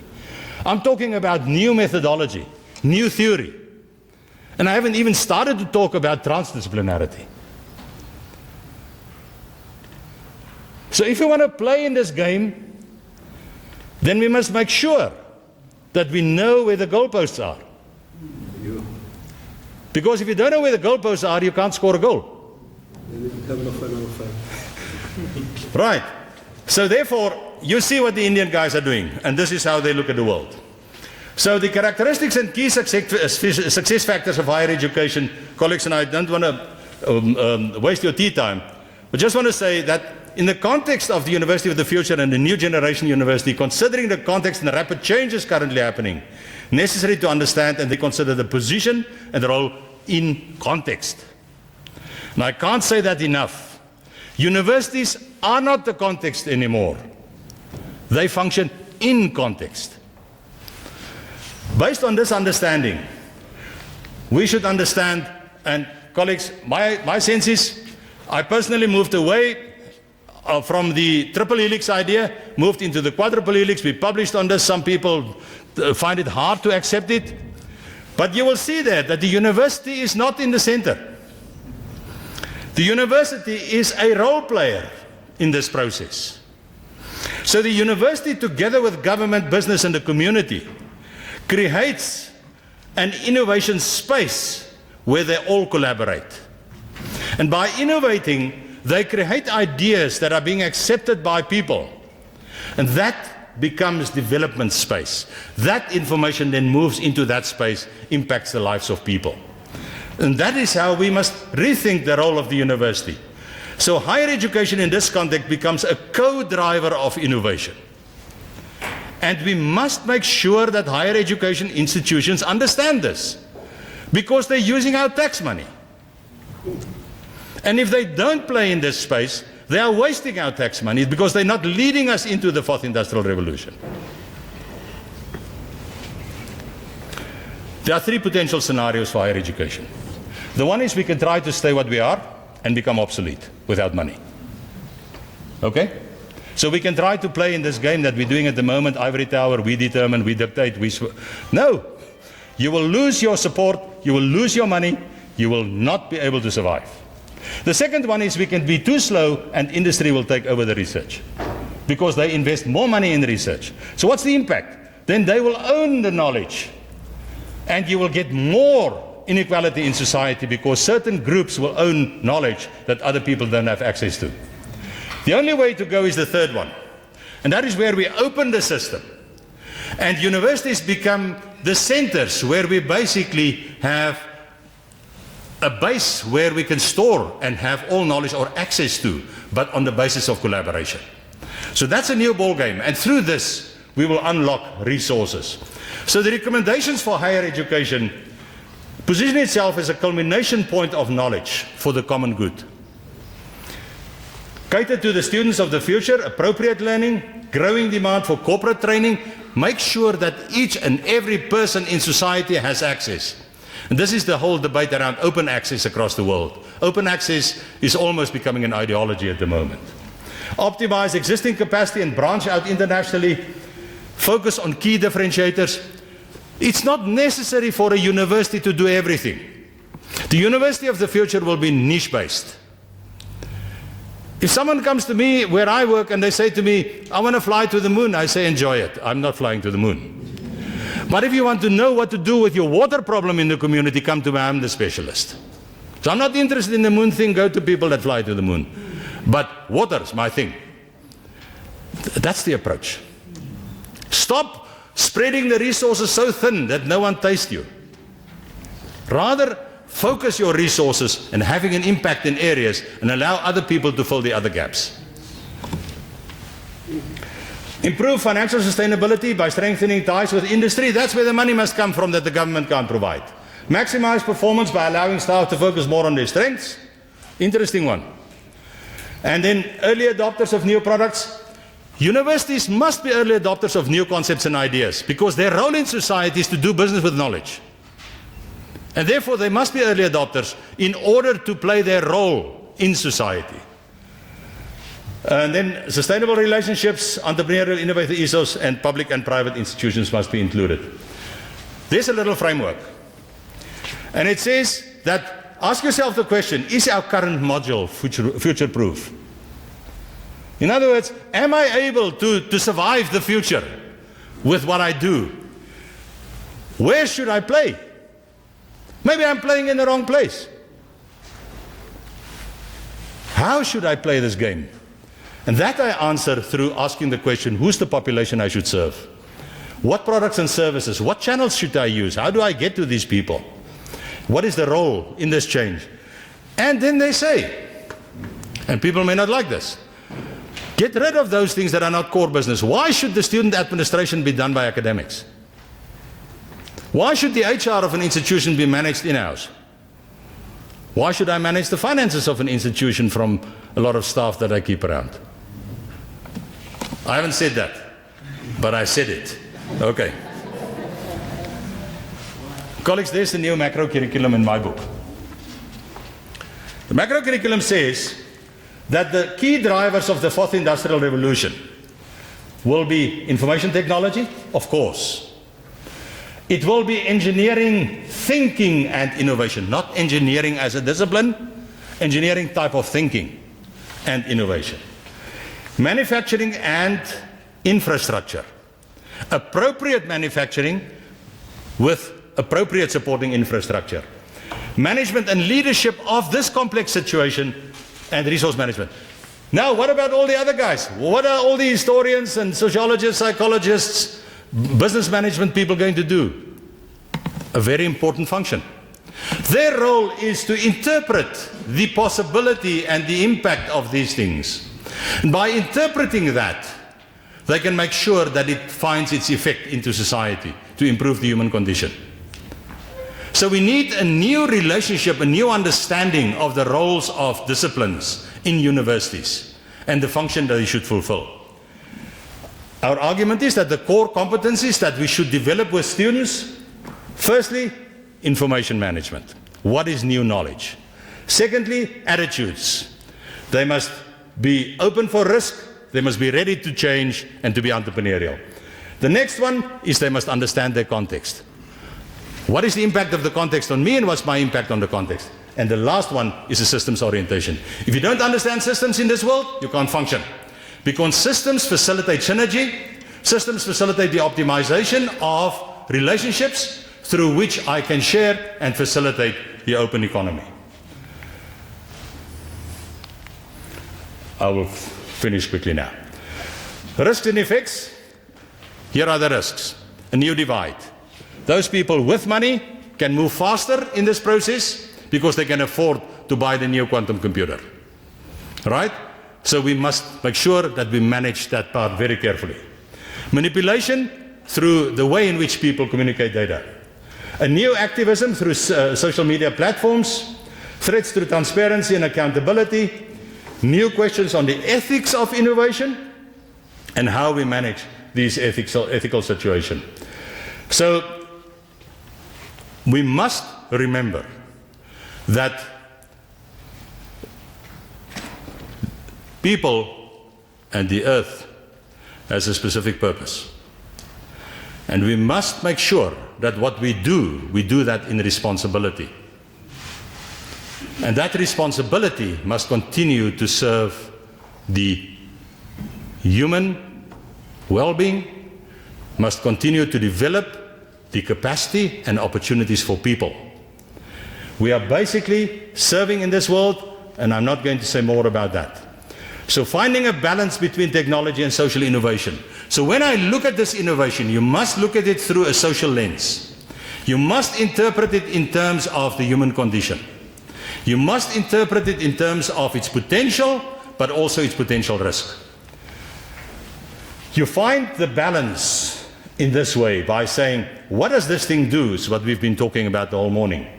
So how do I bring that process, the technology innovation and the social innovation, into the environment, into the social, into the economic space? That is our challenge. Colleagues, it doesn't impress me at all if someone tells me how smart the machine is. Until he answered the question about what is the impact of that machine. Not the output, not it can do 160 kilometers an hour, that's output. What is the impact of that thing? It can take me in 5 minutes less from point to point. That's the impact. So until I understand the impact of technology, I cannot manage it. And I cannot decide if I want it or not. So let us not be impressed with all the wonderful pictures of all technologies. It's beautiful. But how do we translate that into something that will serve a real purpose? So our key learning points, yes, we stand at the brink of this massive change. A world where connectivity and convergence create seamless business processes based on information enabling technology. The question is about the impact it presents.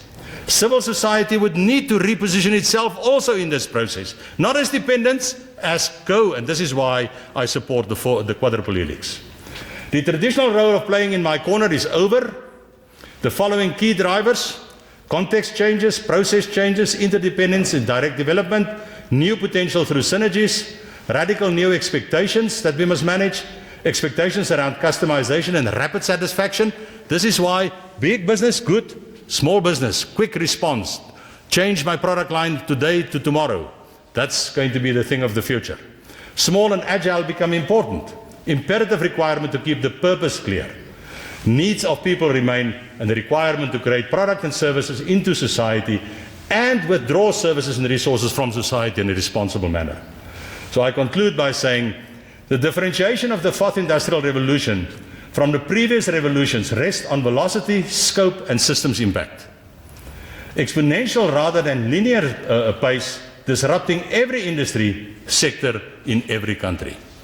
But it is based on some of the principles that I spoke about. And I hope in that you see the opportunity for this. But with responsibility as people, and I firmly believe that the earth has been created for people and not people for the earth. Yes. Thank you.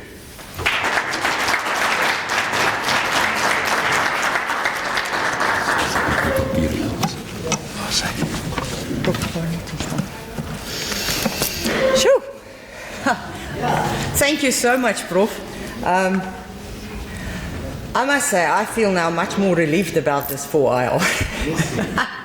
Because I'm one of those, my regional director calls me a fire risk. I'm a paper person, you know, so this is a huge challenge for me and a threat for me. So now I feel more relieved because I love the old and the new power. Thank you for bringing that to us.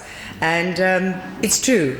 you know, we forget about the preparing people to become critical thinkers and bring the analytical thinking and developing that. We tend to say, do as I do or do as I say. And that comes through to the learning as well, of course. And the quadruple helix, this is who we are today. In this seminar, we representing the quadruple helix that was presented. Thank you so much. We really appreciate it. And your busy schedule, once again, thank you for being here. Prof, can you just, if the ladies can.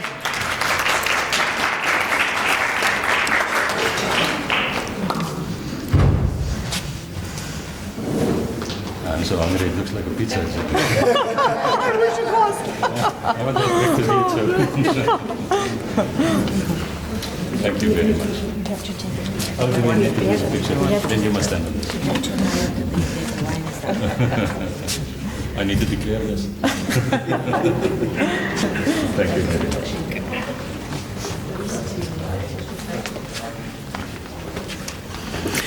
So seeing that we are all the, you know, all the corners of the quadruple helix is here, so, you know, remember we're going into commissions this afternoon.